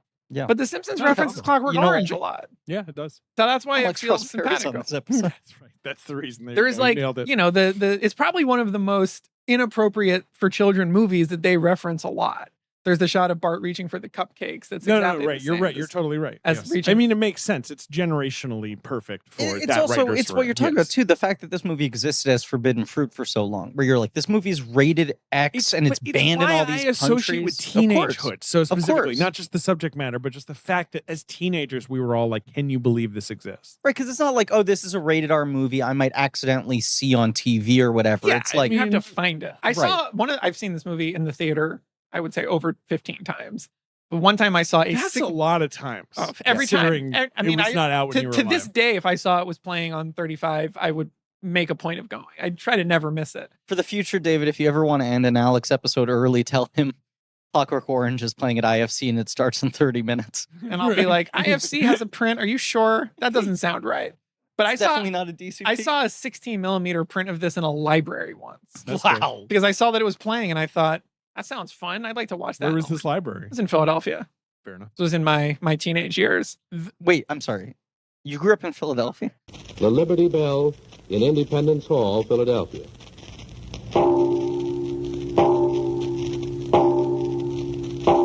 The shot of him throwing himself out the window, that's kind of an iconic shot, right? Because that's like camera in a box. Right. Yeah. It's devising this whole crazy contraption. I wonder what kind of box that was. Mm-hmm. Kubrick's boxes. What micron of card? But even before that, the long zoom out of all the people listening to him in agony upstairs with the speakers turned upright on the pool table, and they're just throwing, the billiard. That shot is incredible. Just everyone sitting there. You guys have. I kept waiting. David Prowse is in this scene. Yes. Can I give you the Prowse story? I mean, I do want to wrap up soon, but like it isn't. You know the story, right? Or maybe not. The story is that David Prowse is Darth Vader. I mean, he's Dragon, essentially. He's a bodybuilder, right? David Prowse is a very large man. He played Darth Vader. And there's a scene where he has to carry him in the wheelchair down the stairs. There's lots of scenes where he's carrying him not in the wheelchair. And Stanley says, this is the bit where you carry him down the stairs in the wheelchair. And Prowse said, hang on a minute, Stanley. Patrick weighs about 170 pounds. The wheelchair is probably another 30. I've got to stagger down 3 flights of stairs, wheel him into the table, and hold a conversation. And Kubrick's like, yeah, you're a strong guy, aren't you? And Prowse says, yeah, I am, but your name's not One Take Kubrick, is it? And the whole set apparently goes like totally quiet, right? Like, and Kubrick apparently smiles and says, we'll get it done as quickly as possible. And Prowse says, we did that in 6 takes, which was amazing for him. So Prowse actually successfully called him out on set of like, look, I'm not fucking bringing this wheelchair down the stairs 50 times, buddy. I don't care how big I am. It's an incredible physical presence and performance. It's like Schwarzenegger in The Long Goodbye. It's just like this. I think the whole line on Prowse is like, the man had fucking presence beyond just like being big. He looks so good in the suit when they're listening to Alex lose his so ludicrous when he talks that they could not use his voice. Have you ever seen the footage? He's got this lovely West Country accent. Like he did all the Darth Vader dialogue on set and was under the impression that his voice was going to be used in the movie. And it sounds like Darth Vader wants you to get him like a bunch of potatoes or whatever. Like he has this like really thick kind of like farmer accent. I find your lack of faith disturbing. Really? Yeah. Okay, I'll look this up. You a video. But it is one of these things where like everyone who's working on Star Wars is like, this movie's going to fucking flop. Yeah, this sounds stupid. That having been said, it's very funny. When you look at modern Star Wars stuff where it is not Prowse in the suit and you still have James Earl Jones's voice, the performance never works as well. It's never quite the as same. when Prowse was the guy. Like he did undeniably have a thing. This movie and the sort of the you know, all the other British people from the bums to all the the prison warden, like this just feels like it lives in the same world of casting as Star Wars to me. Yeah. Like it's only 6 years apart of casting, but this kind of Englishness, yeah, where you look at Star Wars and you're like, that's what people looked like in England in the 70s. Yep. Despite being the future, this is exactly the same to me, and yet that's what I love so much about both movies. But that's what, right, both movies where they're like, what will the future fascist state be like? And it's like, there's going to be some scary stuff, but it's also going to be like a lot of English pencil pusher guys in the background being like, meh. Before we talk about the final scene in the hospital, which is where the cynicism of this movie goes nuclear, just the one other big change is that in the book, when he gets out, when he takes his bundle from his parents, he goes to the library to look up how to kill himself painlessly. Yes. And that is where he encounters the bum. And then it plays out the same. Right. But yes, it's just weird. I remember that in the book, that the painlessly thing, like, because he's had enough pain. Right. And then in the movie, it's just kind of him looking at a bridge, and you get that he's thinking about jumping off of it. No, it'd be a bit weird in the movie if he was like off to the library and Googling suicide or whatever. It's not There's really something that has that joke in it where someone's Googling like how to kill self painlessly. Sure. It's like from whatever. I'll remember it tomorrow. But we'll throw that in tomorrow. The way the bums attack him is very insane and funny. Just the group, as he says in the voiceover, like the filthy, stinking bums descending upon him, and the one that steals his package just shuffles away. Well, but I mean, yes, but I just love the conceit of like them being like, all right, technique didn't really work, but we can't be admitting that. So can you just kind of go along with it? This is where the movie to me gets like, if people are like, that movie is kind of hard to watch and morally dubious, to me, yes, there's the violence that I think the movie self-critiques. But by this point, just like the audacity to be so cynical, to have the prime minister come in and be like, look, I'm sorry. Now the writer, we put him away. That guy is a menace to himself and to others. And it's just like, that poor man. He's like, and the fact that the movie is just like, oh, the writer, he's just in an institute. We've just seen what institutions look like in this world. Right. That crippled man is in there now, having survived horrible trauma, and he's just like, oh, we put him away. And to have Alex, after everything, just have this guy go, how would you like to be a friend to us? And he just goes, sounds good to me. Right. It's just like his embrace of what is he rebelling against at this point, if not the government? He's not rebelling against society, because he essentially becomes a government employee. Yeah. He agrees to be like, sure, I'll be kind of your spokesperson. And again, like you talk about Kubrick's outlook and his cynicism. Here's the end. This guy starts off as a raping, murdering psychopath. And by the end, he is a government employee posing for the photographers that were already there, knowing that this was going to work out. The idea that there's no chance that he would say, get lost, I hate you, I will spend my life crusading against this government. The pictures would all be with him with thumbs down. Yes. Instead. And instead, the prime minister is like, he's going to say yes. There's no doubt he's going to say yes. And this final moment to me is like, there is this so devoid of optimism or hope. It is so cynical. Right. And then he just becomes his government propaganda tool instead of what he is in the extra chapter, which we can now finally recap, which I had a real Mandela effect reading. I don't know what do you mean? Because in my memory, I was like, the extra chapter, Alex is like 50. And he's an old man, and he's kind of reformed, and you get the sense that still inside him is something of a psychotic. Right. And for 20 years since I last read this, I thought that was the extra chapter. He's like, it takes place like he's 18 years old. He's like a year later, and he just has a new gang. Yeah. And then runs into one of the old gang who's like, I have a family now.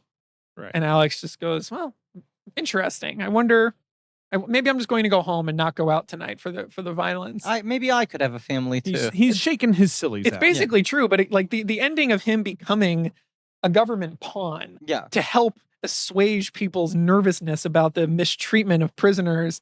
It's just like, that's dark.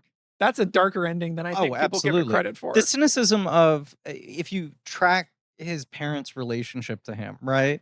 And that they are at their most terrified of him when he is coming out of what has then been presented to them as an entirely successful treatment, right? Right. They're oblivious when he is at his most criminal. Then when he comes back and they're going, this fucking work, we cured the guy, they view him as like a ticking time bomb. And then at the end, when he's the victim of like malpractice, the modern age, they once again just have endless sympathy, empathy. Even though they know that he is now not. That's the point. You know, right? Like he is violent, or he has the capability. Right. For they violence. finally have more compassion for him at that moment. And his rejection of them, of his own, M and P or M and D or whatever he calls them. Yeah. And his embrace of the prime minister. It's just like, that is so cold. And again, okay, fine. Maybe Kubrick is cold by reputation, but like, that is ice. That is ice cold. That is crazy to have him. I think kids are like when you're that age, you're so fucking callous. He's trying to manipulate himself back into the position that he started at. Yeah. And this is getting him as close to it. But now he has fucking money and status and power. It's the natural progression of basically being a fucking bully. Yeah, the bully ends up being like you sell out and you become a fucking cop bastard. Yeah, right. You become a fucking cop. The bully becomes a cop and then gets to keep being a bully. Yep. And Alex gets to continue to have his visions and maybe even act on them with complete protection and approval. Yeah. Of the government. Now he's insulated and he can exist in the shadows and like do all kinds of more sick shit. And in this get away version, with it. Without the extra chapter, if this guy gets in trouble with the law, it's going to go away. It's, someone's going to come and be like, you can't touch him. He's one of ours. Right. And that's the note the movie ends on, with him continuing to have these fantasies. And that he can go out and get whatever he wants tomorrow, robbing and whatever. And then the prime minister will say, don't touch him. He's very important to the administration. And that to me is just like, Jesus, that's the meaning of the movie. I'm also just cutting into the hospital when he wakes up and the nurse and the doctor are having sex. It's just like, oh yeah, that is funny. Such a dim view. And also very English too. That's a very English, like, oh, nursey, and like chasing after. It feels very Benny Hill to sort of just encounter a diddling nurse and doctor. Yes. But again, it's just like diddling, rumpy pumpy. That's what I'm saying. The view here is just like everyone in the position of authority in this world is a fool and a failure. Yeah, and no one's doing their job well, and everyone is basically just useless. Okay. Before we play the box office game, and remember also we have a giant pin in the Prodigy. That's what I was about to say. And I have one. Should I unpin the Prodigy? Look, this is very brief, and I have one thought exercise that we can say before box office game, and it'll be an easy answer. Okay. And I don't think we can. The pin can come out, but it can only say this, and there can be no. When the pin comes out, it's going to go like clang. Yeah, but we're not going to belabor this. As you remember, last year before we recorded Halloween, Griffin and I went to see Guns N' Roses. That's right. That's right. You guys have done road trips. We've done a couple. This year we went out to the Mahoning Drive-In in Central Pennsylvania to watch some Universal monster films. Did you go to Waffle House? We did not go. We went to Wawa. No, but there's a Waffle House in Central Pennsylvania. We didn't, and we should have. We didn't get that central. I went when I was in Atlanta recently. It was delicious. It's the best. We went to Wawa. We had a good Wawa. We went trip. to Wawa. Griffin got the Kevin Hart combo. Do you know what the Kevin Hart combo? David, I have to talk about Just do it quickly for 30 seconds. Do it quickly. You know this fucking trend of like music stars who like have their own fucking fast food menu, sure, whatever combo meal, yeah, where it's like this is the Saweetie meal. Yeah. What I get is this, but with this sauce and this on the side or whatever. And the entire idea is like this is a personal reflection. What is the Kevin Hart combo? The Kevin Hart combo is some shitty fucking energy drink that he has some pre-existing sponsorship with called like C12 or some shit. Sure. It's not a Heart branded thing. It's some deal he already has. Heartbreaker. It's called C12, I believe, or something like that. Okay. And any sandwich you want. So the combo is, I don't know, what do you like? The combo is drink my drink, you jerk. Are you that much of a fucking sociopathic fame hound? We didn't eat the sandwich because Alex told me that the food was going to be so fucking good at the drive-in that I went back for seconds. It was really good. Yeah, let's be fair. I told you it was going to be good, and you said great. it was better than I said. Well, it's just, come on. What was your sandwich? I didn't get a sandwich. He didn't get one. I just want you to say Turkey Club. Turkey Club. So you got the Kevin Hart combo, turkey style. I just wanted to say that. Okay. I hyped to Griffin. I was like, all the food at the drive-in is beige and fried. You're going to be in heaven. And then when we went through the first time, you said there's almost too much choice for a guy like me. Right. And I said, I have to be selective now so I can come back for seconds. What is the thought exercise? Okay, I can't tell you why, when this started, or any context for it. But I will say that when Griffin and I go on these trips, you're chatting.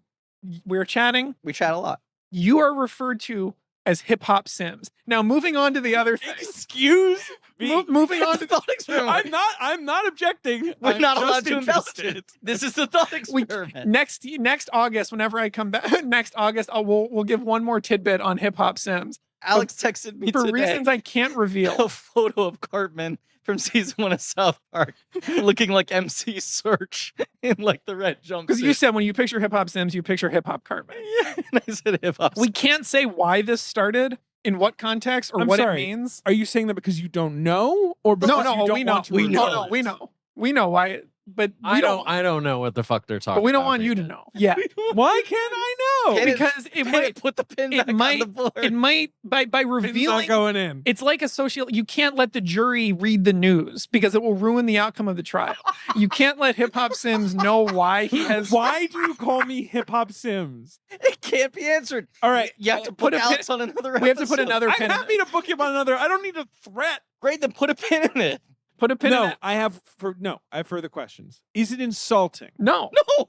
Is it complimentary? No. It's merely factual. It's a reflection of reality with no editorialization. But it's not. You're not being mean about me. Look, no. I'm not saying. I'm just asking. I'm not saying that this started last year at Guns N' Roses. I'm not saying that it started after your wedding. All possible. Anything is possible. I'm not saying this is because of comments you've made on episodes. I'm just saying to us, you are hip hop Sims. I was just saying, at the Guns N' Roses concert, this was introduced to me by Alex. Okay. I accepted it was introduced after the wedding. Sure. One or the other. But now anytime we talk, at some point, we refer to Hip Hop Sims. Okay. At the Guns N' Roses concert, this is the last thing I'll say. It was said during their astonishing cover of Live and Let Die. Incredible. That you had claimed this was the worst thing that ever happened to music. It was maybe the best thing ever. I never said that, but I think Griffin sent you a video of them performing it, and you made some disparaging remarks. Yeah. And maybe that was when Hip Hop Sims started. Maybe there was sent you that video of me opening the ultimate fucking box. Maybe there was something at the wedding that gave birth to Hip Hop Sims. The point is, he's out there. He's out there. He exists. He's real. And the memes will be created. Well, actually, okay. I want to speak to, listen, people out there. David has gone through enough of the British bit. Please be gentle about. I'm just saying, I'll take Hip Hop Sims. That's all I'm saying. Just be gentle. I'll take Hip Hop Sims over the UK bit. You'll never go. What are you talking about? You'll never go over the top of the UK thing after Clockwork Orange. I just don't want it to be mean. It's not mean. Okay. There's nothing mean about it. Much like the UK. It could be mean. If it was mean, we wouldn't say it to your face. And know that when this is revealed, That's not really comforting, but sure. To know that when this is revealed, you'll just laugh and go, okay, that's funny. But I have to wait? Yeah. I just want to let it sit out there. Here's another thing to sit out there. Put a pin in it. This has been sitting out there for so long. You guys, I almost mentioned this on Halloween last year. Like a fat meatball just sitting in the air. Do you guys remember at the barbecue that we had a few months before the Halloween? You all showed me on your phone something that a friend of mine who I turned on to this show made you. Yes. That still has never seen the light of day. Here's the answer. Alex. Coming soon. Yes. Wait, what are you talking about? I know what he's talking about. Oh and my the God. answer is we have plans connected to a live show where we would debut that. We've been sitting on it. In the it is so it's incredible. No, it's incredible. It has to wait. Okay, it does have to wait. I just wanted to set this up. If I had said this a year ago, people would still be waiting because what you guys have is so pandemic. So I won't say who made it or what kind of work they do, but this is so good. It's incredible. It's not that we've forgotten about it. No. In fact, it's quite the opposite. There's emails being sent. There's things being arranged. All right, here's my thought exercise. Jesus, in conclusion, fucking thought exercise. We haven't even played the fucking box office game. I have to leave 10 minutes ago. The first thought exercise. This is a simple yes or no. Do you feel like in the modern world of mining every corpse of IP, any piece of Kubrick IP can ever be touched? Oh, like could there be like someone's like, I'm going to offer my take on A Clockwork Orange, or they're doing a 6-episode 2001 prequel series? Here's a few things to say on that. There is a sequel to 2001. Well, of course. Yeah. Well, there's 3 books. Well, there's 3 books, but there is a filmed director, and we're going to talk about it. Peter Hyams. Put some respect on Peter Hyams. Put some respect. But like he rolled up his sleeves and he was like, 2001. I'll follow that. Right. Well, he had the book. He had the book. Arthur C. Clarke was like, I'll follow that 3 times. There's also Dr. Sleep.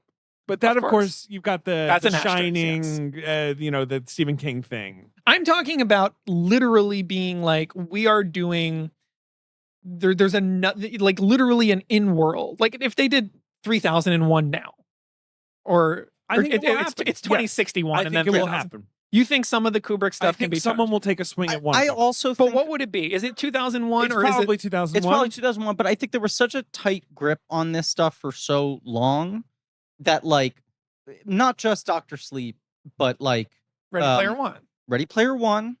I think putting the droogs in Space Jam. Just a ludicrous thing, and that literally happened. Part of it, by the way, was just that, like, Warner Brothers even was so respectful to the Kubrick estate that even if they had the legal grounds to do something, they wouldn't, because they didn't want to piss him off or like earn the ire of film fans. The other thing was they always were like, don't fucking merchandise the shit. I just texted you guys a photo of a real product that exists that is a baby doll of Alex DeLarge. Oh, I mean, it's a toy line called the Living Dead Dolls. We've got some babies, so like it looks like a child. Oh yeah, I'll be buying this. Well, it kind of looks like Chucky Alex DeLarge. This is like real Hot Topic shit, though. Yeah, absolutely. But like, that's a thing that was always kept at bay in the last 5 years. The floodgates. I just wanted to add though to this quandary of yours.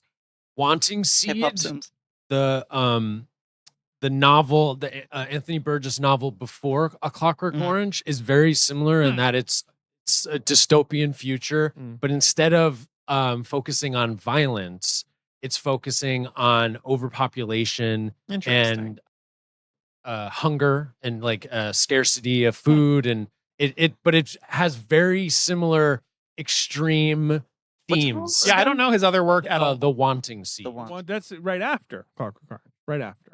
Right? Oh, so you feel like I think it's right after. So in conclusion, I'm interested in him now that I just read this. Check. I think you'll really like the book. It's good. So I could see that being an expansion, like the expanded Burgess world. It's sort of a soft Clockwork Orange spinoff. Yep. Yeah. It just feels improbable that there's an entire body of iconic work that no one has pillaged for crass IP extension. His big masterpiece is Earthly Powers, which I have read. It's the only other one I've read. This is Burgess. Burgess Corner. All right, so you guys are calling your shot. There may someday be a 2001 I think so, HBO Max streaming there was show. The rush at like 2010, the follow-up novels, the Marvel comic, the Kirby shit, and then it's like they've been trying so hard to do the fucking Shining shit for so long, leading up to Dr. Sleep, wanting to do the Overlook prequel, all this shit. Right, Overlook. Right, Yeah. I do think there will start to be more and more. Yeah. Especially, I just was wondering in that the because it just feels weird that there feels weird and obvious that there isn't. Of course, there isn't. Do we want to talk about the Prodigy? The Prodigy pin. Has anything better ever been said at roughly 3 hours of a recording? The Prodigy pin was pulled out. That was Hip Hop Sims. It came out. To be clear, the Prodigy is not a hip hop. Well, please tell us more. Please tell. Hang on. Tell us more. They're an electronic music act. But is there like a rapper in the group? You were just, huh? Is there a rapper in the group? Well, Keith Flint, yeah. Is there another vocalist in the group that may be sort of more in the trip hop, hip hop world that only you could educate us about?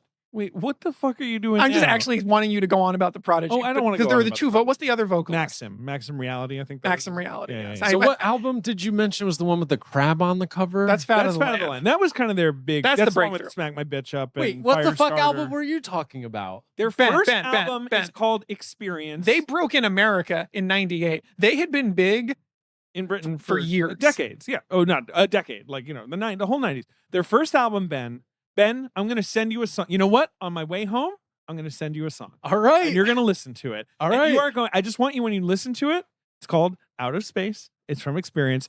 I just want you to imagine yourself hopped up on so many goofballs in some English fucking marsh, with like mud around you, right here at Glastonbury or Reading or one of these festivals, listening to this. So many goofballs. Okay. And listening to this music. How many goofballs did Teenage David take to when the day music from the Jilted Generation came out? Well, I was far too young to be taking goofballs when that guy was like 10. Ben, do you know what the cover is of their album before Fat of the Land? I'll show you the album. Music from the Jilted Generation.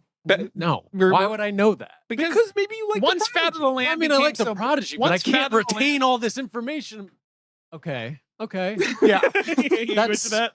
kind of like a bad who's the art director for Alien stuff? H.R. Geiger. Yeah, it's like a bad Geiger kind of thing. Which any EDM album band from the 90s probably should have that kind of an album cover, right? Yeah. Fat of the Land is a pretty cool Okay, cover. so David pulled out without looking it up. MC Maximum Reality. Yeah. And with that, we can play the box office game. Yeah, all I'm going to say, David, is we are very aware the Prodigy is not a hip-hop group.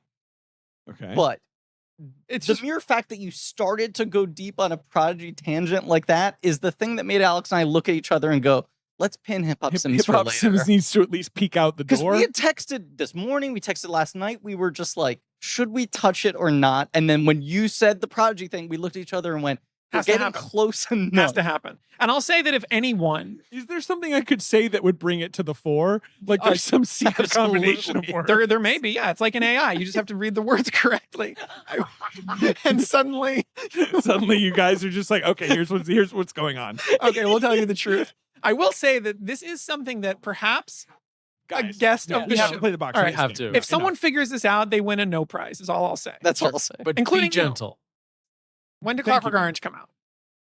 It came out in like Christmas 1971, but I want to do early January, which is when it's in the top 10. Take the fan wide. Okay, so this is January 72? January 1972. Cool. And it's opening on number 9, so it's not in the number. It's not in the Naughty top 5. number 9. Number 1 is a James Bond film. In 1972. Two, yes. Yeah. Oh, it came out in 1. It's a 71 carryover. Is it Diamonds Are Forever? It's Diamonds Are Forever. Right, because I knew it was pre-more. Exactly. It's Connery's last run. Yeah. In Diamonds Are Forever, a very bad movie. Do you have any opinions on Diamonds Are Forever?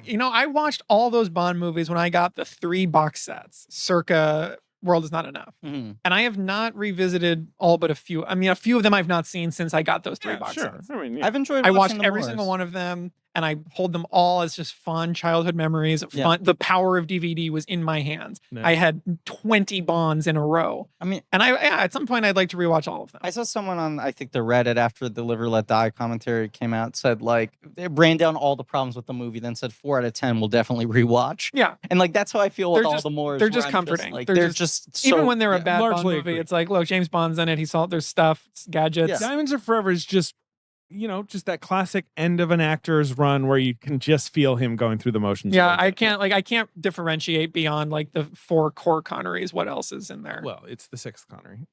Number 2 at the box office. Go on. How would I know that?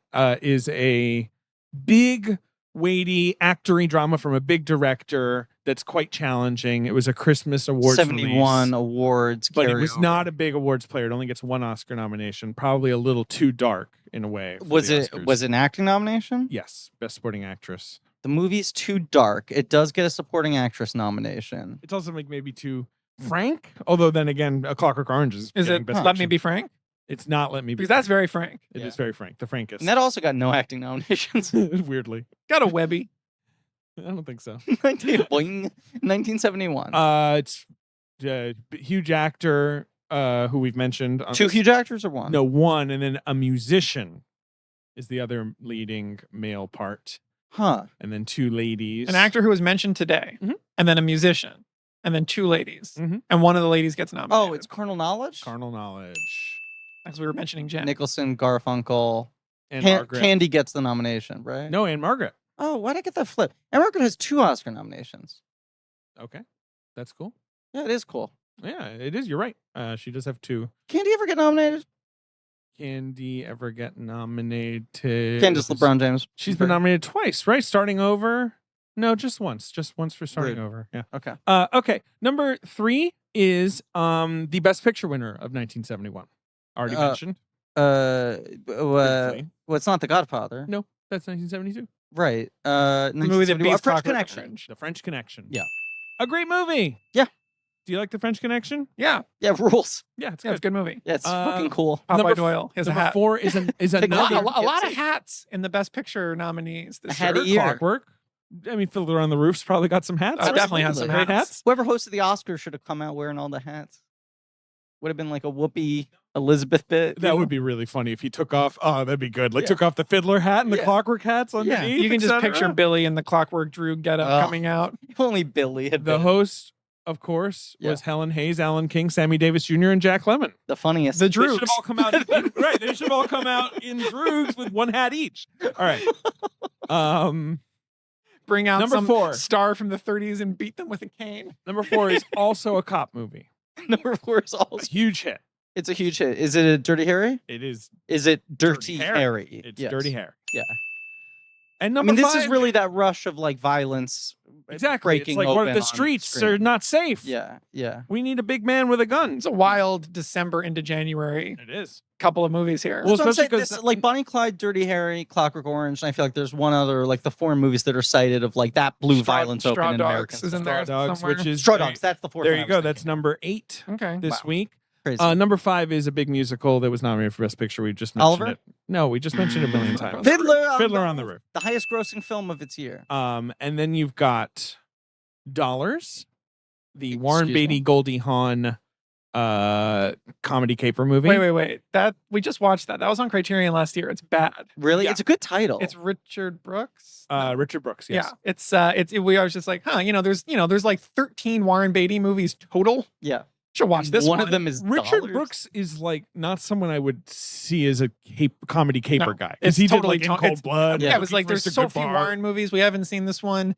Goldie, of course, the best. And it's Yeah. just like, man, this movie is lifeless. It has a good heist scene in like a safe. Like the actual thievery Sure. of it is fun, just in like a construction of heist moviness. But Sure. man, is it dull. Well, you've also got Bed Knobs and Broomsticks, kind Fun. of a minor classic. Yeah. Tomlinson. Tomlinson and Lansbury Yeah. riding a bed. Yeah. You've got Straw Dogs, previously mentioned. You have House of Wax in re-release. Oh wow. The Vincent Price film. Very Yeah. cool. Cracking the top 10 Yeah. In January. in January. Is that holding over from October? Or did they just re-release that at Christmas? It's I don't know. They probably re-released. Would it they all be Christmas. like 3D re-releases? I would assume. Yeah. Yeah. I don't know. Part of the novelty, right? And then A Clockwork Orange. That's your 10. Ben, that was like the first like major studio 3D movie. And there's like a 2-minute sequence where someone just paddle balls at the camera. And it's like as jarring as you would. Especially if you don't watch it in 3D. You're like, what the fuck? Yeah, no, I watched it in like 2D in high school on TV. There's a character who's like a carnival barker, and he's like, here you, come here, let me show you the new tricks. It's not like a character you've met before in the film. He just fucking paddle balls the camera for like 2 minutes, and they're like, anyway, back to the House of Wax. Yeah, that doesn't sound like It's they good. figured it out. No, yet. it's good. It's really good. Alex, final thoughts? Great movie. Great director. Yeah. A real Ben movie. Oh God, it's changed for me from watching it Changes every all time. those years ago to It's going to be a getting really older and interesting older. movie, I think, to watch as I get older and older. Yep. Yeah. Being younger than the protagonist when I saw it, but is even younger than he is in the book when I And now first you're saw a it. parent. That is true. Yeah, I can't wait to show the child Clockwork Orange for the first time. That'll be really huge. At the age of 13, like I was. I mean, to be fair, she was around while I was watching it the other day, Hey, but mostly asleep. David, I do feel like we owe you an apology. Thank you. We did go very hard on the England bit this week, But and only it's because just, it's just so funny. it's funny for this movie, and it's not going to be relevant again. Anyway, tune in next week for Barry Lyndon. Well, I do think knowing the guest and the format of that episode, it will probably be lighter on bits. That's a but challenge you I'll never take. know. But you never know. That's a challenge I'll take. Well, you may not have as willing a collaborator, I guess is what I mean. It's a challenge I'll take. Alex, thank you for coming here. Thank you for A thrill. removing the pin on Hip Hop Sims. A promise. stay to be tuned for that fulfilled one. later. Stay tuned for that one. I think David's going to be so flummoxed when he hears the explanation, too. And thank you all for listening. Please remember to rate, review, and subscribe. Thank you to Marie Barty for our social media and helping to produce the show. Thank you to Alex Barron and AJ McKeon for our editing, JJ Birch for our research. Thank you to Lane Montgomery and the Great American Novel for our theme song. You go to blankcheckpod.com for links to some real nerdy shit, including our Reddit, aforementioned, and also Blank Check special features, our Patreon, where we do commentaries on, right now, the Roger Moore movies, as we also just talked about. Tune in next week for Benny Linden. Which I'm calling now is going to be the nickname. Dare you? And as always, Hip Hop Sims.